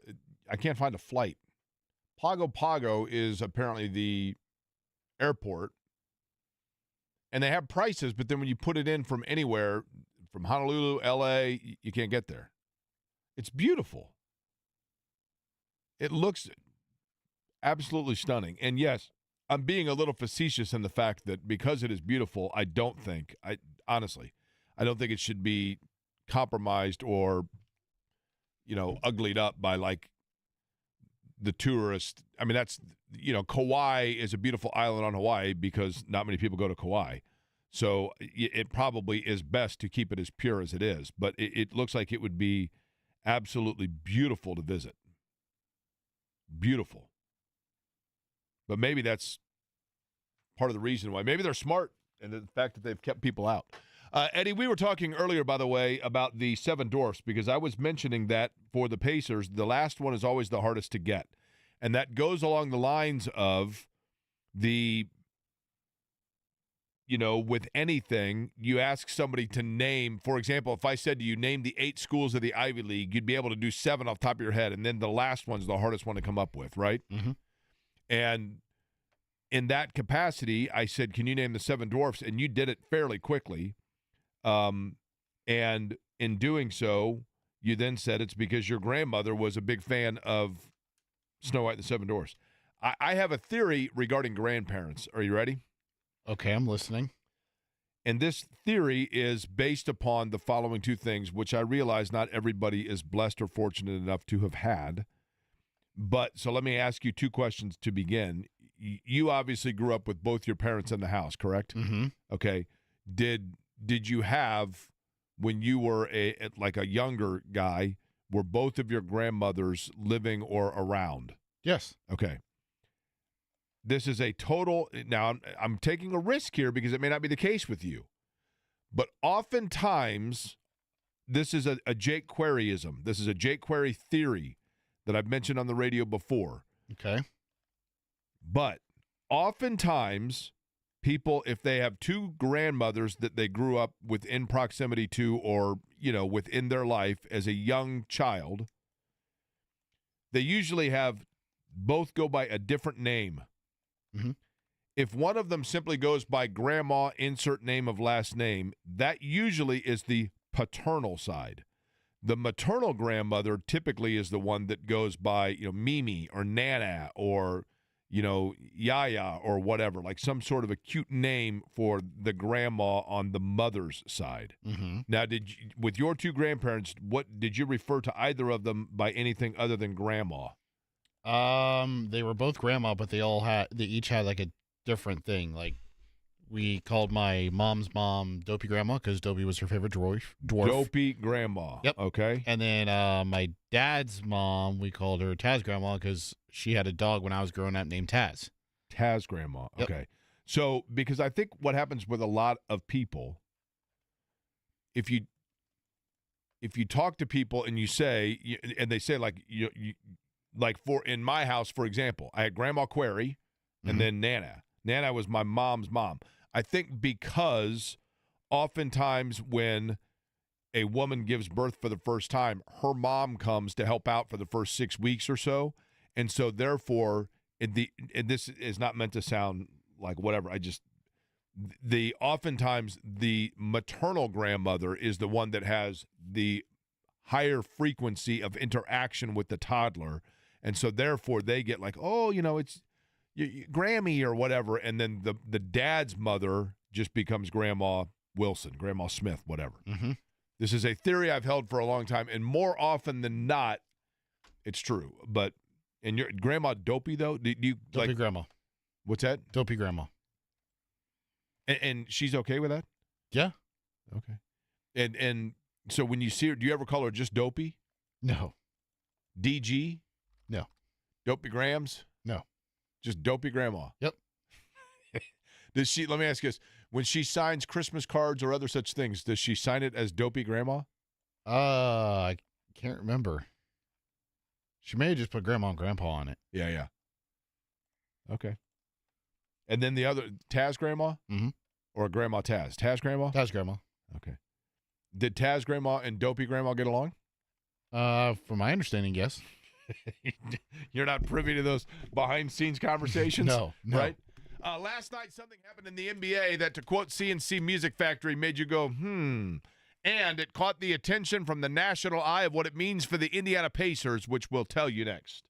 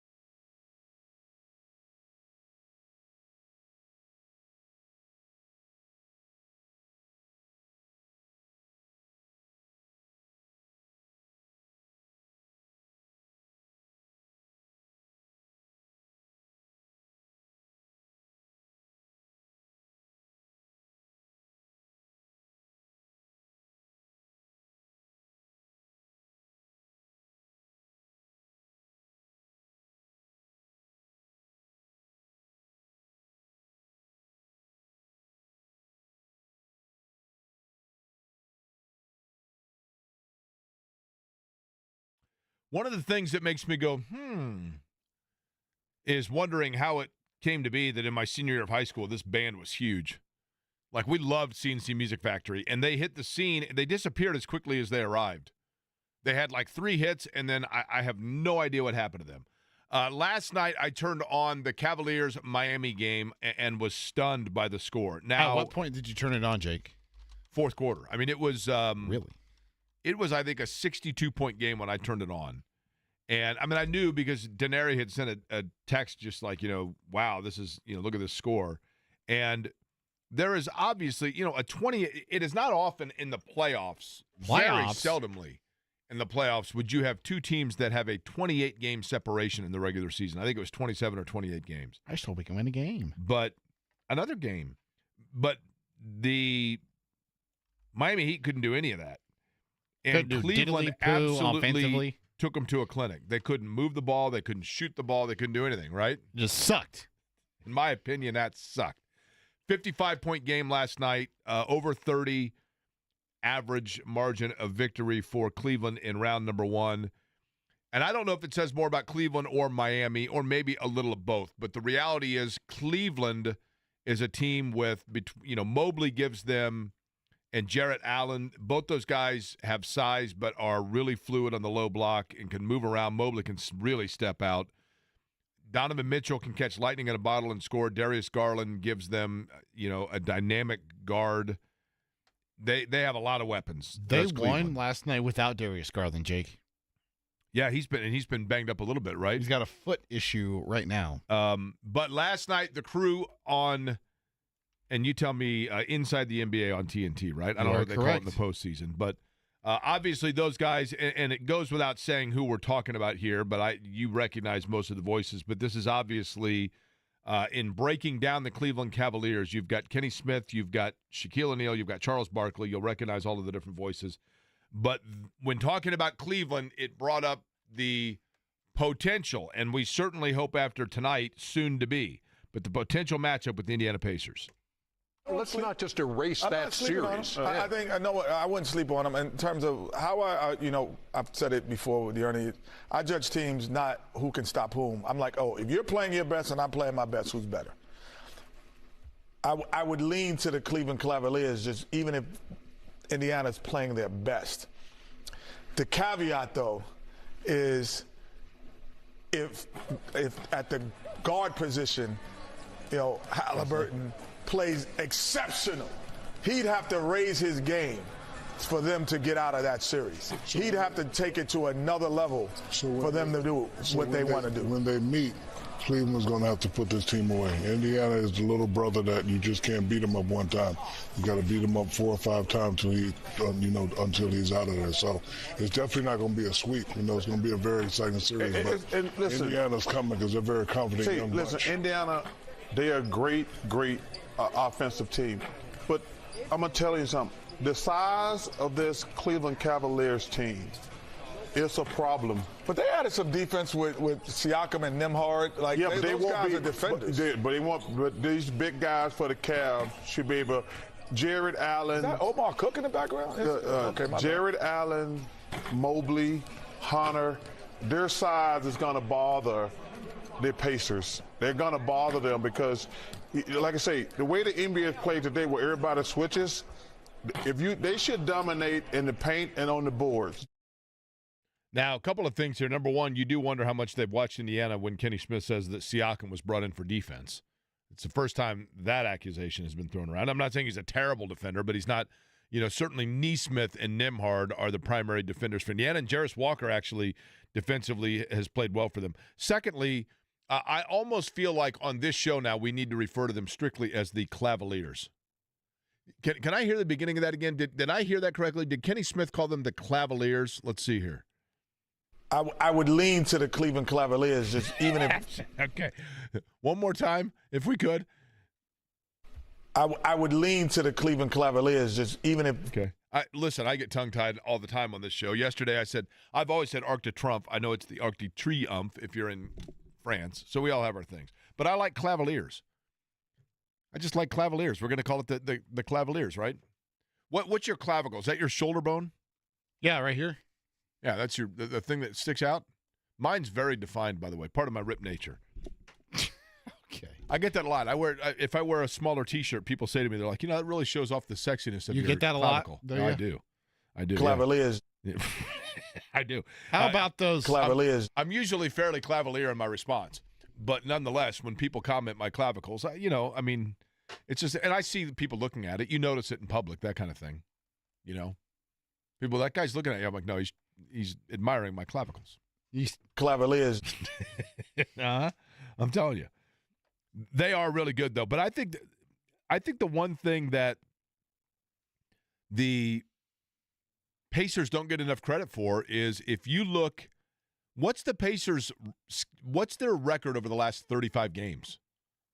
That's one of the best. It's got to be 25-10 probably, somewhere in there. The there. part that cracks me up, Jake, is like you hear them talk about Indiana, like, yeah, they're a team that's really good offensively, but they're a little challenged defensively. Have you not, you're basing that off of last year, where last year they were not a good defensive team until the second half of the season. This year they've been pretty consistent in the top 20, top 15. Yes. Well, last year I thought the Pacers, didn't the same thing kind of happen where defensively they were kind of a sieve, and then it came together for them, and when it did is when they really kind of took off? Yeah, but last year they were winning games 130 to 120, 125 to 123. Fair. Those are few and far between this year. You know who's winning games this year by scoring like 150 points? Who's that?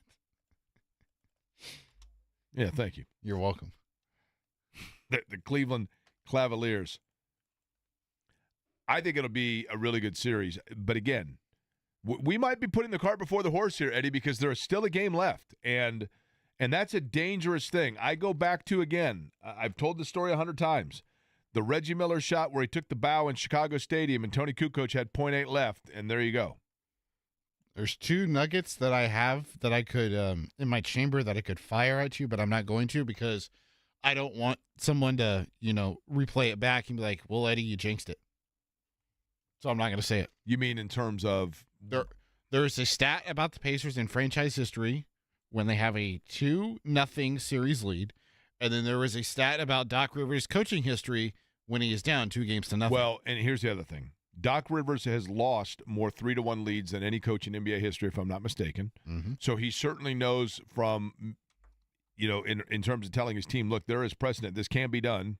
Teams can give up a 3-1 lead. There have been plenty of times in NBA history where the Pacers have had, or at least one of them jumps out of my mind, a 3-1 lead and come back, and you are sure they're going to close it at home, and it doesn't happen.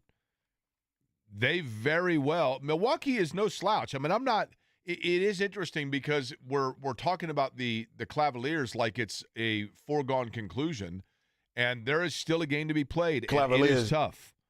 It's tough to get that last one, But then you fall back on it and you think to yourself, but Milwaukee looked like the wind was out of their sails for 2 quarters the other night.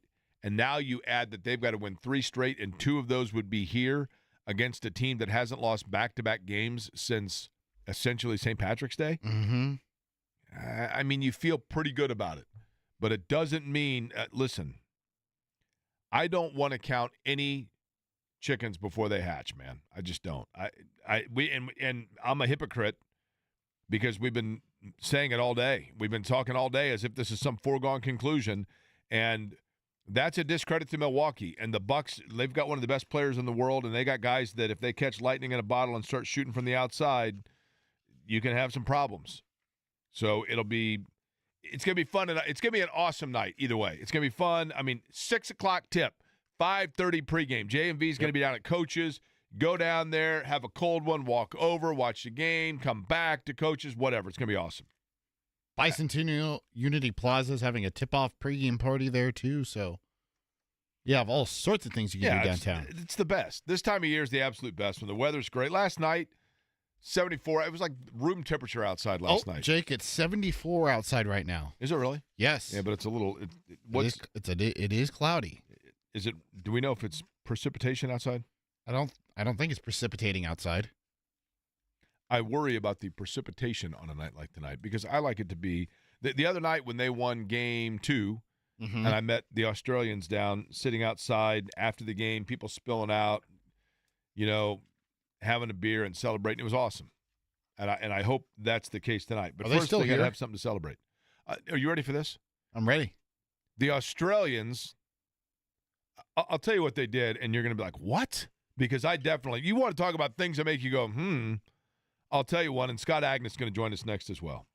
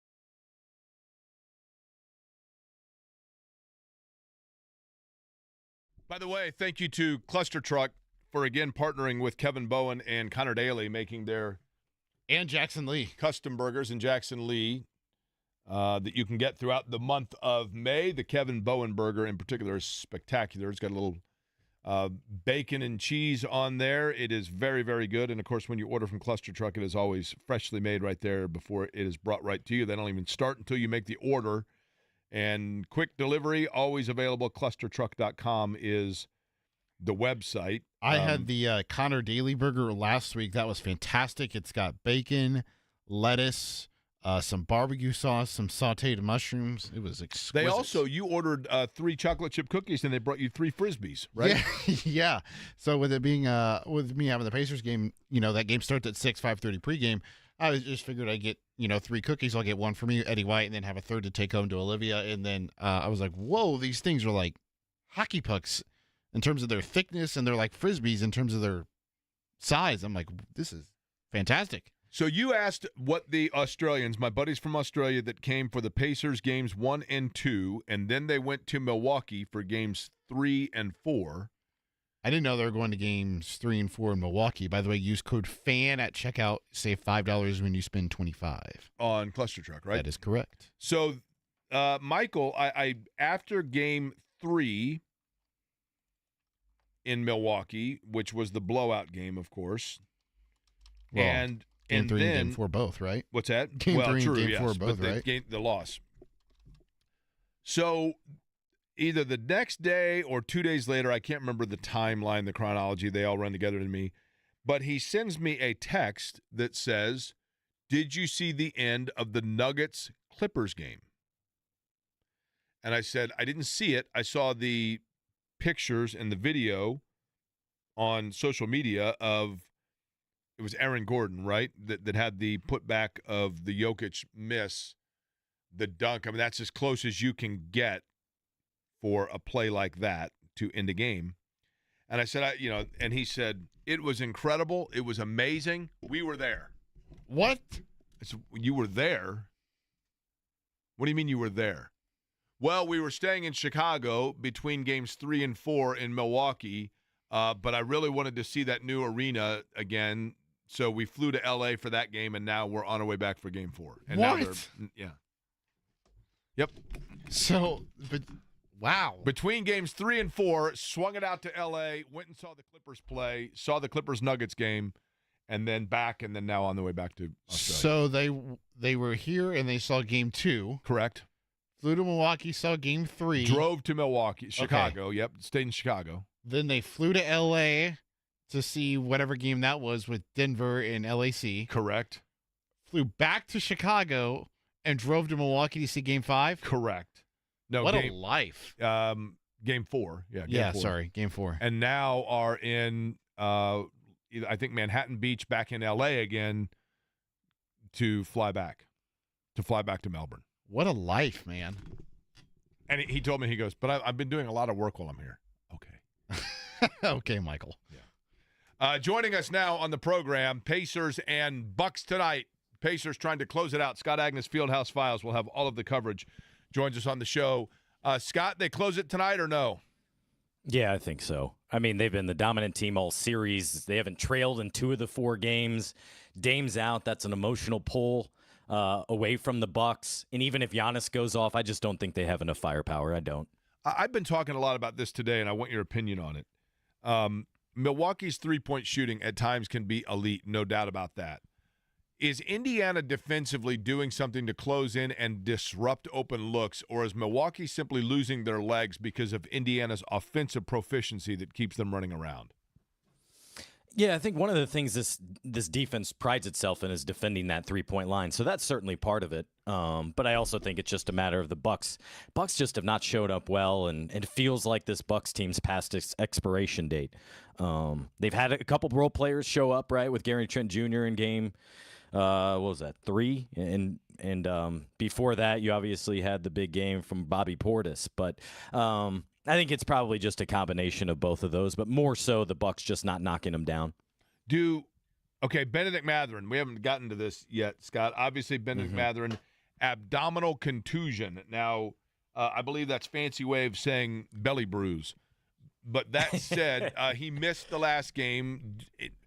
Does the fact that they dominated without him, and I'm not saying that means they think they're better without him, but if they know that they just need to get one of the next three and they want him healthy where depth is going to be a key against Cleveland, do they go ahead and rest him out regardless of his availability, so to speak, and not push it before the Cleveland series? I would say not regardless of his availability. I think it's totally dependent on how he showed up and shows up here to the practice facility in about an hour as he gets looked at by the team's athletic trainer, and whether he clears him. I think if there's any question, yeah, no doubt, Jake, I would lean on, hey, look, we got 3 games to get this one done. We need you in the next series for certain. But if he's good to go, I see no reason to hold him out, especially given his impact on the team and this being his first playoff series. He needs all the reps he can get. Yeah, and I have thought one of the things, let's stick with Matherin here for a second, Scott. Mm-hmm. He's an interesting guy to me because it feels like, and you correct me if I'm wrong here, but it seems to me like Benedict Matherin has the biggest variety of different people they ask him to be from one game to the next, more so than any other player. Is that a fair or unfair statement? I think so. I think that's got to be one of the challenges that he's really battled, especially this season, but the last couple, right? Like, is he not a starter? Now he's a starter. And, we need you to score. No, wait, we want you to defer, and we want you to make the right basketball play. And when you're on the bench versus when you're in the starting group, they're asking very different things of him. So to your point, Jake, that's well said. He's just 22, first playoff minutes in every single game. It just depends. What we do know is they want him to get to the free throw line. They want him to attack some. And the biggest thing in general is they want him to play within the flow of the offense. Now, if that means due to circumstances he needs to score more, do so. I think the best maybe way to put it here is the coaching staff's asking him to read the flow of the game, read what he's seen, and based off that, act accordingly. Whereas he's used to probably at University of Arizona and down in Latin America before he arrived here, for example, go be the star, put your head down, attack the basket, go get your 25 points. Who do you think has the most defined role for? How do I word this? Which Pacer player is most asked to do the least number of things? In other words, look, you got one job. You know the old saying, you have one job. Mm-hmm. Which Pacer player has one job? To me, that's Aaron Nesmith. Go defend the biggest top wing out on the court, and anything else is bonus. Everybody's gonna play hard, but we need you to go defend, and then if points are there, knock down corner threes, absolutely. But to me, it's Nesmith. What about you? Yeah, Nesmith's a good call. Ben Shepherd maybe kind of the same, because I think Nesmith, they can call upon him at times to slash, because he has shown now an ability to soften defenses a little bit where if it's available to him. Whereas Shepherd on the offensive end is kind of like stand in this corner and rotate the ball unless you're wide open, and then you shoot a three, right? And his job is essentially defensively. And that's not a knock. I think, Scott, one of the things about this particular team that is so endearing, quite honestly, is that each guy, none of them is at a knock on them, because they know what they need to do, and all of them seemingly embrace it because they know it's what's the best for the team, which is a cliche, but this group seems to buy into it. And cliches are just that, because, what they represent here. And you're right. For Nesmith, we don't want to limit him, but I think when you game in and game out, that's the one thing you're calling upon him to do versus everybody else a little bit more. In Shepherd, maybe you're tagging a different guy, or you're switching and helping off ball, those sorts of things. I think Siakam, or rather Nesmith, it's just narrow mind, defend your guy, keep him from scoring, and lock up. Versus maybe you could say similar things to Tyrese Halliburton. It's initiate the offense. It's make all the passes. But at the same time, it's also, hey, we need you to attack the basket. I want to see more of that. I want him to add floaters and finishing and getting to the line. Yet at the same time, we know him in clutch and how productive he's been and in knocking those outside shots. But, to your point, I mean, this team is at their best when they have the depth, and every player has bought in to starring in their own role. And I think, to me, Jake, the thing that stood out from the post-game press conferences after Game 4 is how they re-emphasized how accountability, something they talked about last season and something they emphasized to start camp, they brought that up on their own after Game 4, and I think that shows how much growth this team has made as a collective. By the way, Eddie, do we happen to have breaking news sounder? Now, I'm not going to say the name of who texted it to me, and I'm not saying it's necessarily 100% fail-proof, but because I think any player in public would say this. But, hey, Jake, I ran into Matherin last night and asked if he's ready to go. He 100% will be playing tonight. There we go. Now, so which leads to this question, Scott. Does a player have that decision-making ability? And I'm not dismissing my buddy who sent it to me because he's an awesome dude, and I believe that Matherin said that. But does a player have the right to make the decision, or does a training staff override it?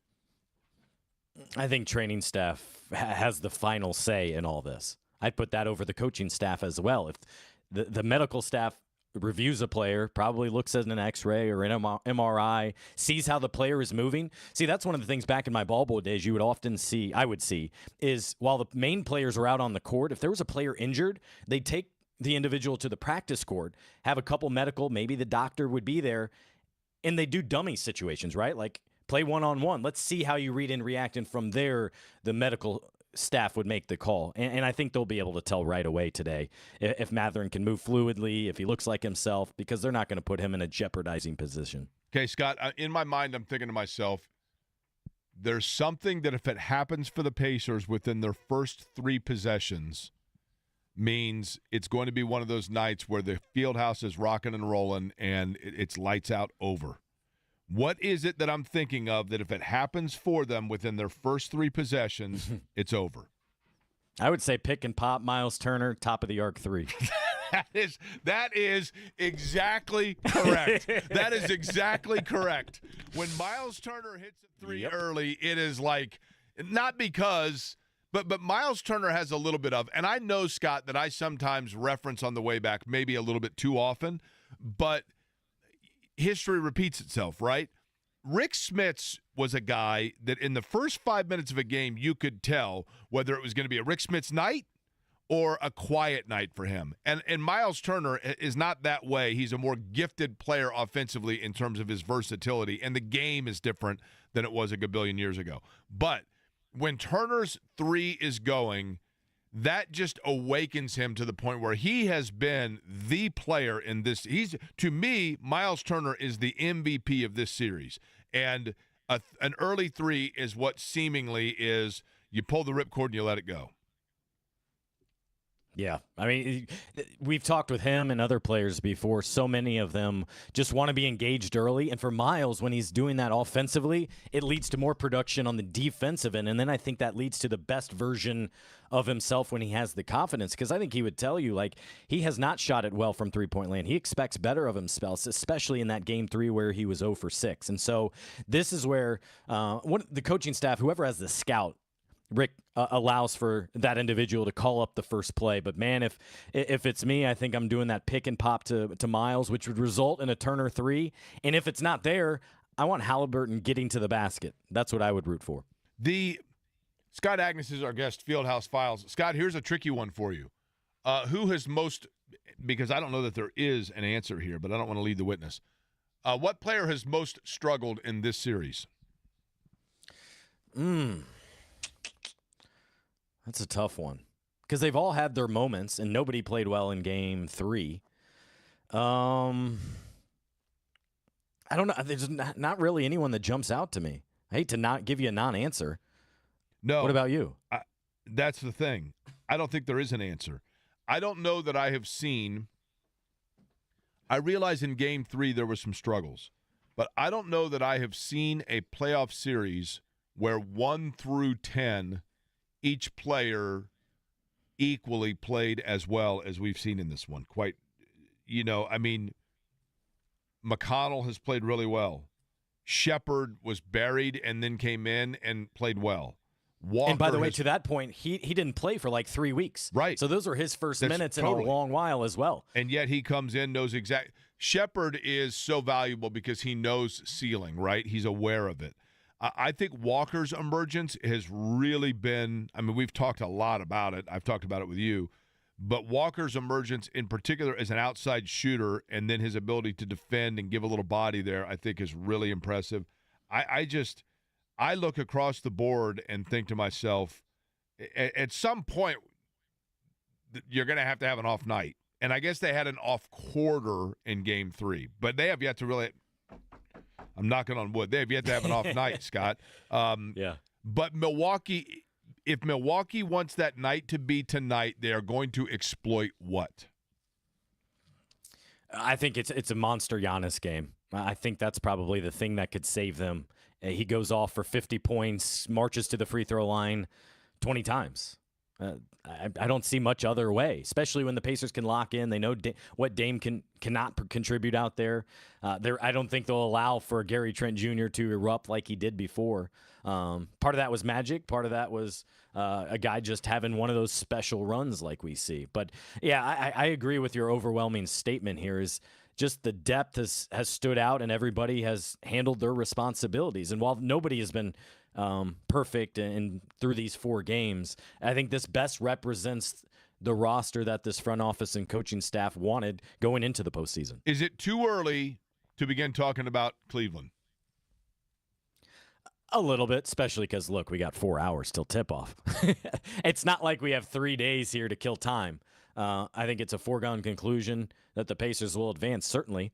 But I don't think we'll have – we can do that Wednesday through Friday here. So I'd save it. Now, the 6 o'clock start, and a reminder to everybody, 6 o'clock start tonight, pregame 5:30 on this radio station. JMV will be broadcasting from 3 until 5:30 at Coaches. Then you can head over for the game, come back if you'd like after Coaches. Still plenty of time to enjoy what hopefully is a celebration. More unique, 6 o'clock start time during the week or 9:30 start time on the weekend? 9:30 on the weekend for an Eastern time zone team. That's usually reserved for one of the West Coast teams. So I was stunned by that. 6 p.m., I can reiterate here, because it's the third game, it's the NBA TV game, they bumped that one up because it doesn't fit in the national TV window, and there's actually 4 games tonight. So it's a handful. 4 teams that have a chance to close out tonight, right?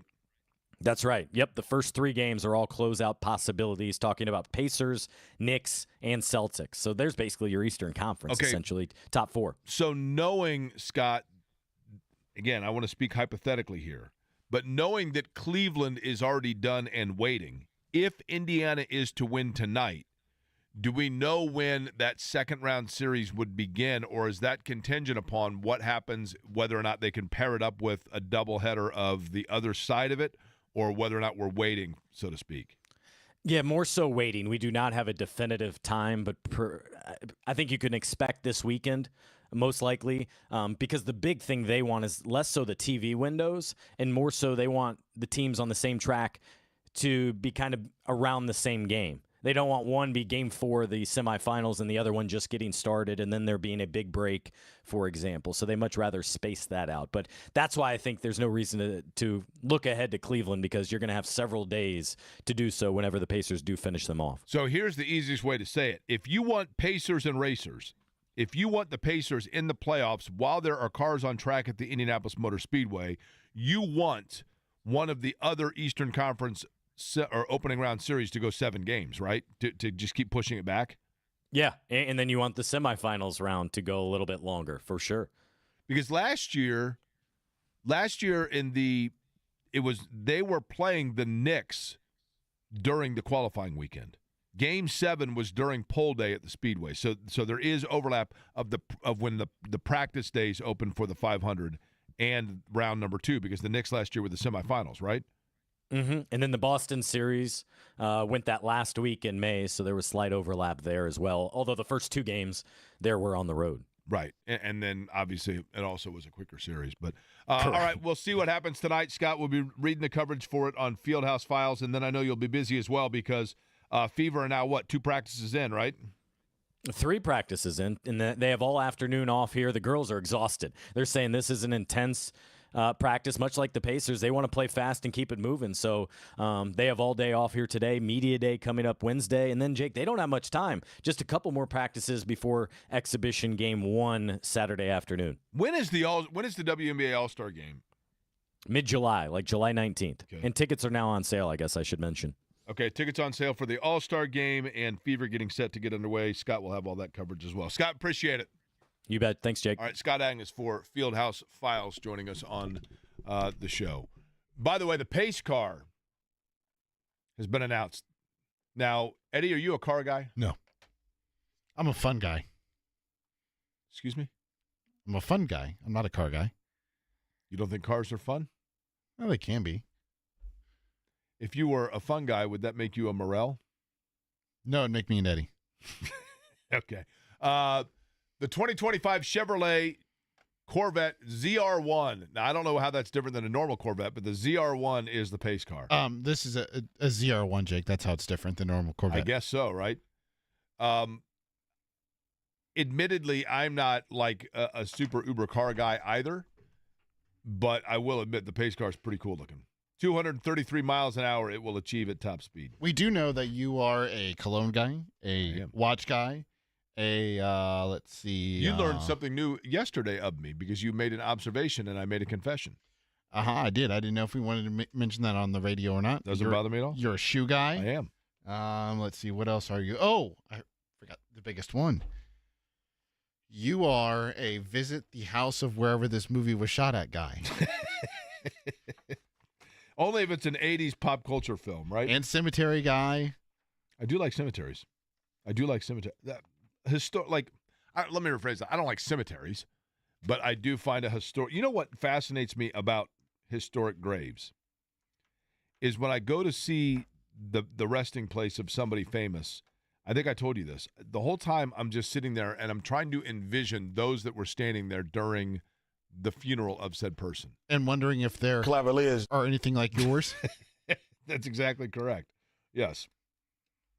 I sit and I think, okay, so like this is Marilyn Monroe, like Joe DiMaggio probably stood right here, that kind of thing. It's kind of weird, I realize. By the way, I used to be a hat guy, tons of hats.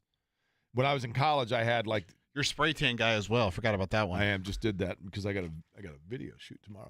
Could tell by the orange hands. I know the hands do get disproportionate for sure. They really need you out there on Monument Circle directing traffic. Well, there's no traffic anymore because the circle's closed so they can get the steps done. But I do have a new hat that I'm wearing today, by the way. You might have noticed it. I can't take it off because my headsets are on. But what is it exactly? It's Surfside. Surfside iced teas and lemonades plus vodka now in the market and perfect for this time of year. Absolutely perfect. Whether you're out on the golf course just enjoying the beautiful weather like we had on Sunday or even today. Today, it's overcast and cloudy, no problem. Surfside will bring some sunlight to your day. Iced teas and lemonade plus vodka, a variety of different flavors, and all fabulous with just 100 calories, 2 grams of sugar, and 0 bubbles. If you can see my hat right now, if you're watching on the YouTube page, or just in general, if you have the theater of the mind, if you're listening in radio, look for the can with the sunset stripes. You need to smile. You didn't do your smile. Or there you go. There you go for the people on YouTube, Facebook, and Twitter. Flexing my clavicles. There you go. With my new Surfside hat, right? Again, Surfside iced teas and vodka, lemonades plus vodka, just 100 calories, 2 grams of sugar, no carbonation, no bubbles, so very smooth. Look for it in your bars, restaurants, grocery stores. Must be 21, and please drink responsibly.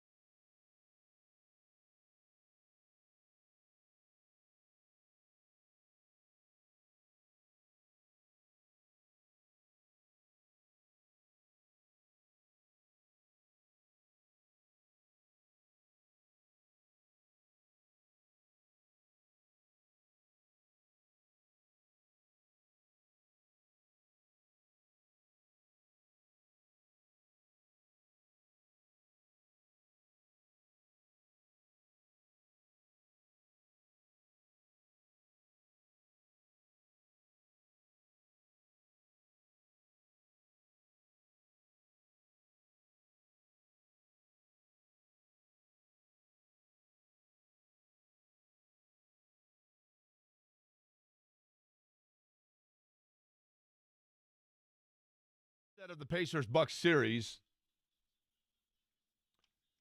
we talked with Justin Garcia, radio analyst for the Milwaukee Bucks. He's going to join us coming up just a couple of minutes, get the Milwaukee side of things. Again, I think it's very easy to just assume that, this is a foregone conclusion, but that's selling Milwaukee short. I mean, they have one of the best players on the planet, and it certainly feels like the Pacers closed out the series is the wrong way of saying it. But just statistically speaking, it's very hard to think that they're going to lose 3 straight games. But there's a psychology game that comes into play as well, because you drop one and then all of a sudden you're thinking, well, okay, now we got to go back to Milwaukee. If we lose that, we got to come back. There's a lot of pressure on a Game 7. I mean, there's just a ton that goes into all of it that can make it really tricky. And there is precedent, there is history in the fact that Giannis is clearly the kind of talent that can say, okay, let's go. But he needs a little bit of help, and that's where they have consistently struggled in finding it. But let's get the viewpoint from the Milwaukee Bucks standpoint now. We know that Damian Lillard is obviously out for the remainder of this season, and we'll see about next season. You certainly hope for his recovery. But joining us now on the program, a return guest of the show. As I'd mentioned, we talked to him just before the series began. Justin Garcia, our friend up in the state of Wisconsin, radio analyst for the Milwaukee Bucks, joining us. Justin, the Pacers standpoint is, I think Pacer fans feel really good about this just because you've got to get one of the next 3 with 2 of them being at home. But I'm curious which Bucks team kind of shows up. Do you have any idea or prediction of terms of Milwaukee's mindset of, have they folded up tent at this point, or do you think they're going to come back and say, all right, let's go. We got 3 and let's get them? It's a good question. I was thinking about it last night. I'm inclined to believe it's a team that's going to fight on the way out, and it especially came to mind when you were watching the debacle that was the Miami Heat in their elimination game last night. But the reality is I don't know, because you go back to 2022, and I think that was a year that stuck with a lot of Bucks fans. The year after they won the championship, I think a lot of us still believe if Chris Middleton doesn't slip on a wet spot in Game 2 against the Bulls, that team is winning a 2nd consecutive NBA championship. And without Chris, they just didn't have enough offense against the Celtics. It was a superhuman effort by Giannis in that series that forced 7 games. And in Game 7 and all throughout the series, that team knew they were undermanned, but they fought. And I think that was what stuck with a lot of Bucks fans who were disappointed you didn't defend the championship, but they fought on the way out. We didn't really see that a lot in each of the last 2 seasons. I mean, I suppose you could make a smaller claim last year in the series with the Pacers, but with that comes the fact that this roster has just changed so much that a lot of those names that we talked about putting up that fight, a lot of them are gone. And this is the first time we've seen these guys in a Bucks uniform in the playoffs. So I think that's the biggest piece of why most Bucks fans and myself and others around the team, we're just not sure what version you're going to get tonight. I have thought, and I'm going to ask you the question that you're going to be the 4th person today, I think, that I've asked this question. But one of the things, Justin, that to me, when you look at Milwaukee's outside shooting, so much of shooting is reliant upon, strictly fresh legs, right? Are the Bucks just simply not getting their shooters enough time to get good looks and knock down? They've been such a prolific 3-point shooting team. Or are they getting worn down on the defensive end because of Indiana's ball movement, and that's taking away from their ability to get good shots up? I would be more inclined to say the latter. In Game 4 especially, you saw the big adjustment the Pacers made was they just weren't giving Gary Trent Jr. as much space. But I think a lot of it has to do with what the Bucks have to exert on the other end of the floor. And that's, I think, one of the things that we're seeing from Giannis, too. He didn't have a great first half in that game on Game 4. And I think a lot of that, too, is Giannis has been tasked to do so much in this series, especially once Damian Lillard went down. But I think a lot of it has to do with the defense. I would also point out that I'm sure any Bucs fan in your area listening would be quick to suggest, well, this is also just what we traditionally see from the Bucs in the playoffs. One of the better shooting teams during the regular season, and you get to the postseason, and for whatever reason, save for that one series when they won the finals, where Bryn Forbes was a flamethrower against the Miami Heat, they just have not been able to shoot the ball in the postseason. And you can point to, well, there's the 16 versus 82 adage, and there's regular season shooters versus postseason guys. I think most of these guys on their team are postseason shooters. It's just something about putting on that Bucs uniform that come playoff time, the shots don't fall. Damian Lillard's injury, striking blow to Milwaukee or rallying point? Well, for this series, you hope rallying points. But, well, yeah, I mean, obviously I know long term, but yes. I mean, the reality is, I guess, Justin, the reality is this, and I mean this as no disrespect to Damian Lillard as a person or player, but do you think that the Bucs are denied a vintage Damian performance in this playoff series by not having him? Or did we see enough to know that probably that was not going to come at least this early in his rehab? Yeah, I don't really know. I think what you could see the first two games that he played, it was clear. He still needed to get his condition back. And he even opened up a couple of days ago before that injury and had said, when I was cleared, I was doing light cardio, but I wasn't able to do anything until the day after I was cleared. So we're talking about a week before the playoffs. That's why he missed game one.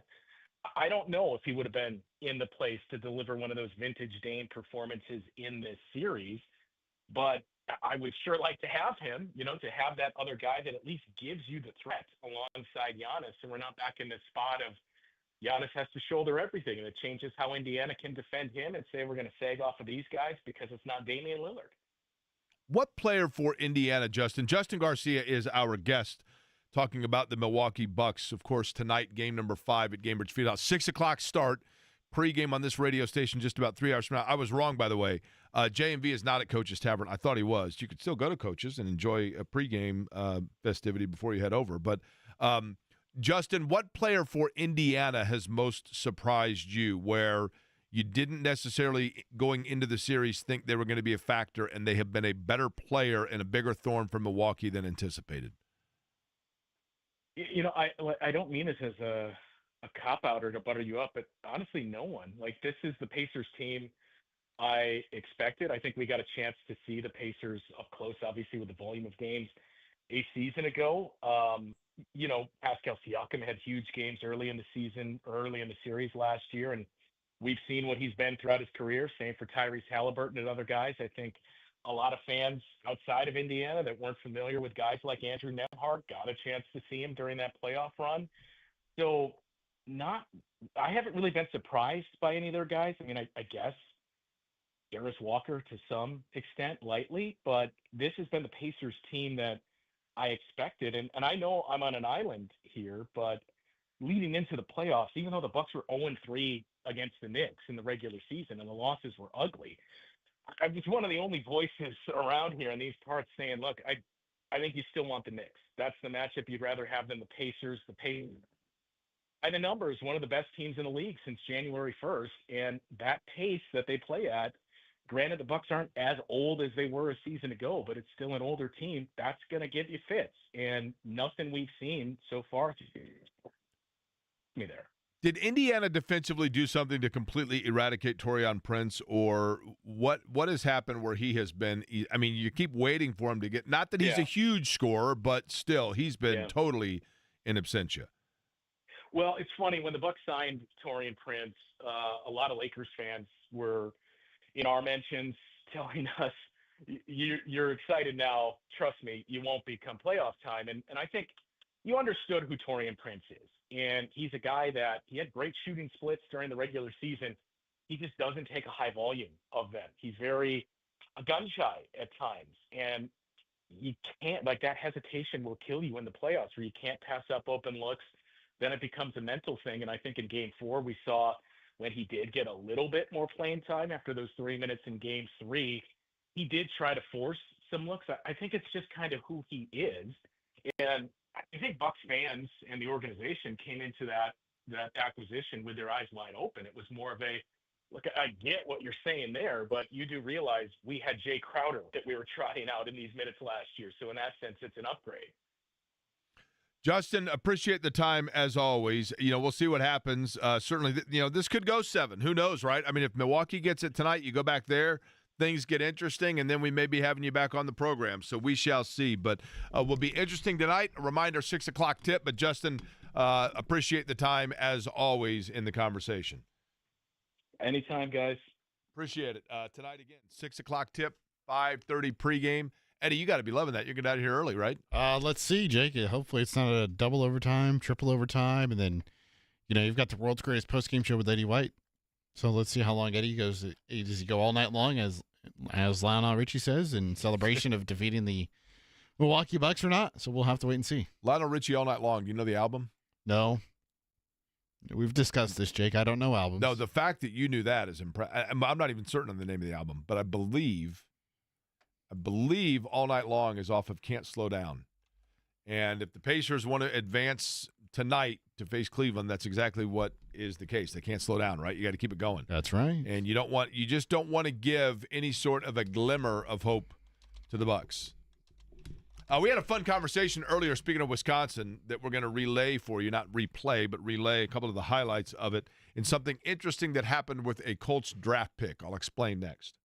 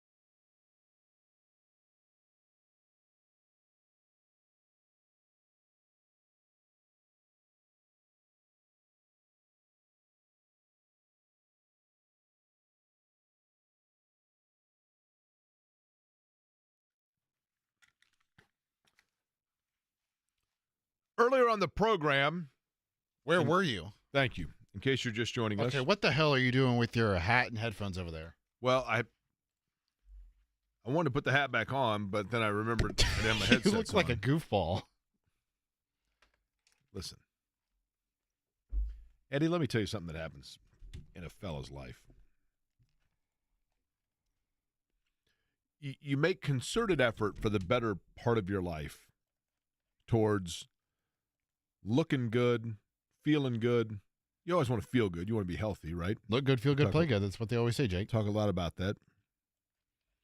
And you oftentimes care about like whether you look goofy or dorky or whatever else. And then we all reach a point where you just say to yourself, you know what? I'm cool with it. IDGAF? Yes, I'm cool with it. I'm doing okay. Yeah, you're working with me. I'd say you're doing okay. Things are just fine, right? I look forward to the game tonight. I'll wear the T-shirt. Good. We need to put the over-under on whether or not what are the odds Shannon puts the shirt on? Based off of what you told me the other day, I will say 0. Pretty small odds. Pretty or large odds, I guess I should say. I don't know why she's always like, I don't like T-shirts. Okay. We had Hunter Wohler on the program. So anyway, I'm wearing the hat.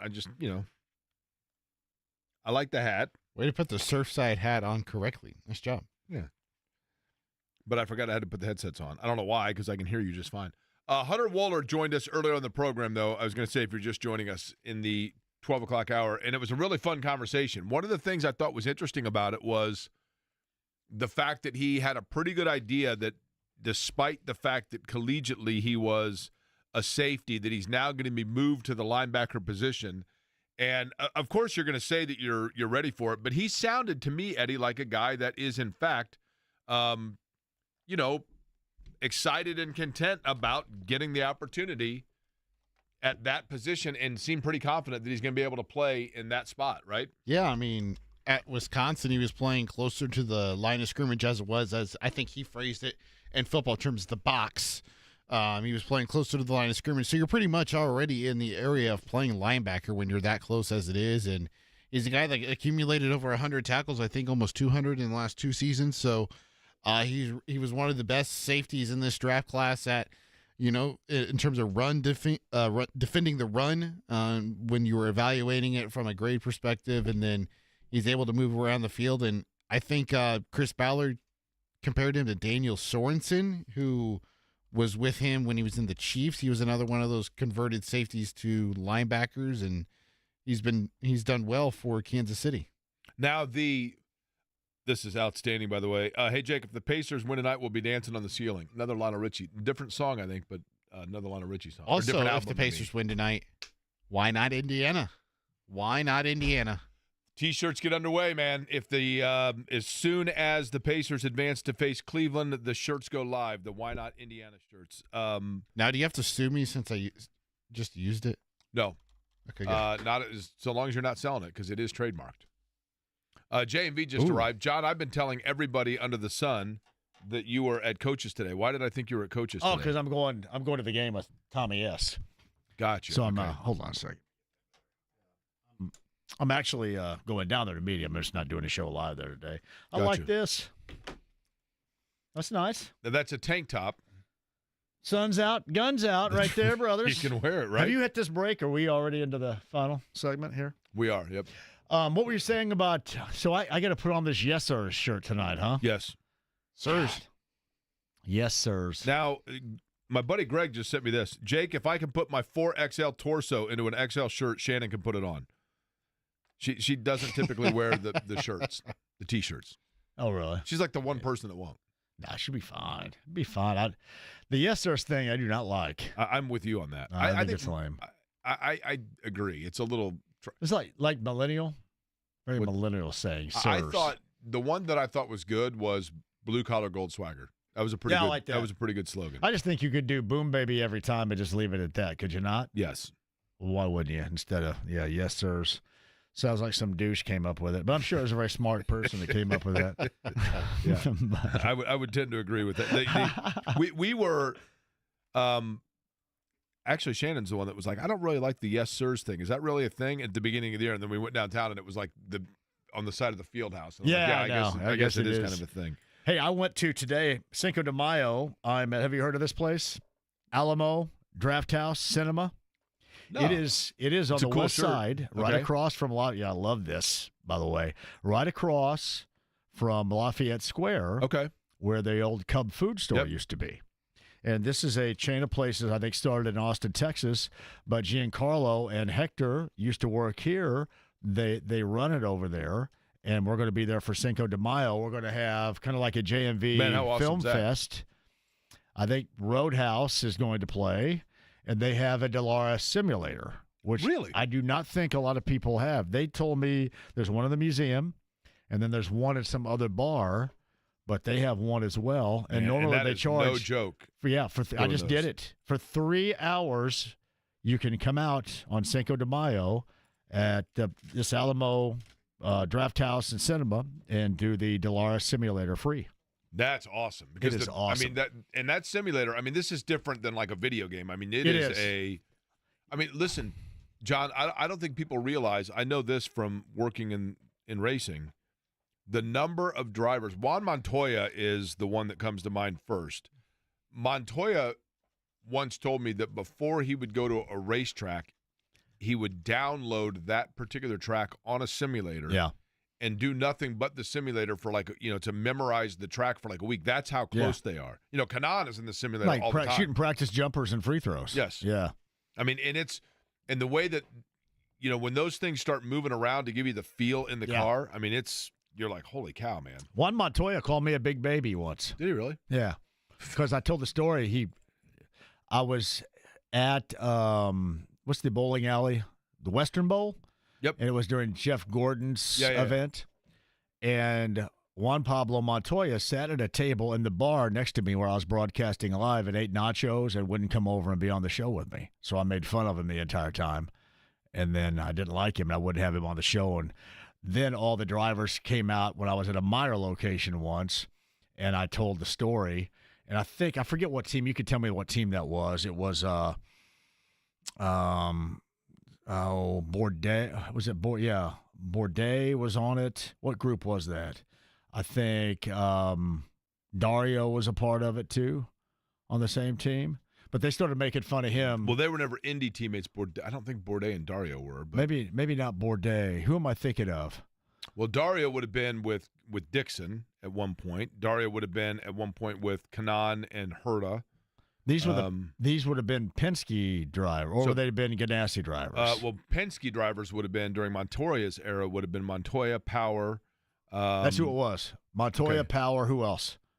I got to think. Elio? In my head. Yeah, Elio. Yeah, for Elio, sure. and then one more.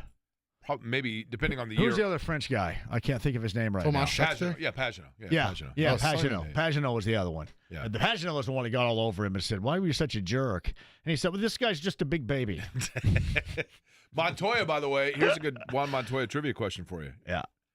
Juan Montoya is one of only 2 drivers to appear on the Borg-Warner Trophy with their name inscribed 2 different ways. Really? Because when he first won the 500, he was just Juan Montoya. Then he went to Formula One. He came back, and when he won his second one, by then he had become Juan Pablo Montoya. Likewise, Al Unser won 3 Indy 500s. Then his son was racing, so when he won his 4th, he became Al Unser Sr., and that's how it's inscribed on the trophy. Oh, that's cool. What do you think about tonight? Pacers close it out? Gotta.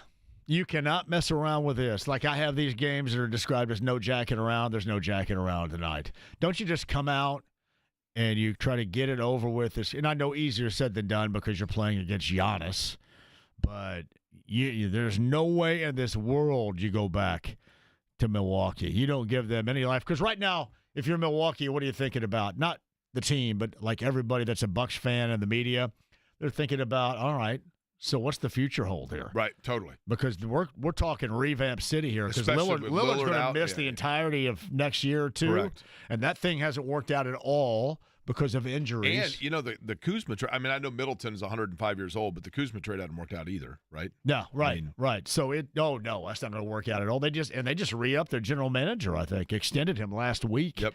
So you got to be thinking about the future and where it's going to be. And, you know, moments like this are ones where you don't think that Giannis or an elite level player is ever going to be on the move like that. But these are situations where the expectations aren't close to being met, and there's a lot of disappointment even with injury. Can you imagine? Significant changes are made? I mean, John, when they won the NBA title, if you're a Bucks fan, you had to be thinking that was the beginning of a potential dynasty, right? I mean, you know. Why did they ever think that getting rid of Drew Holiday was smart?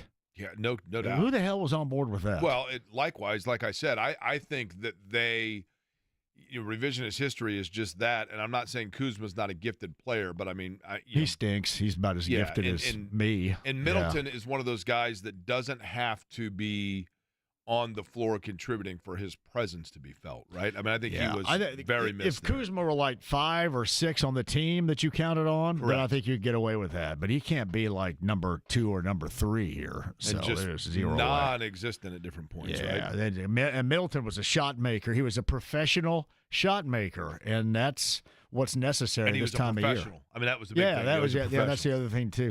All right, John's up next. We will be back with you recapping what happens tonight at noon. Again, 5:30 pregame right here on the radio station. Thanks to Hunter Wohler for joining us, Stephen Holder, Scott Agnes, Justin Garcia. Busy day. We appreciate you being part of it. We'll talk to you tomorrow on Curry & Company.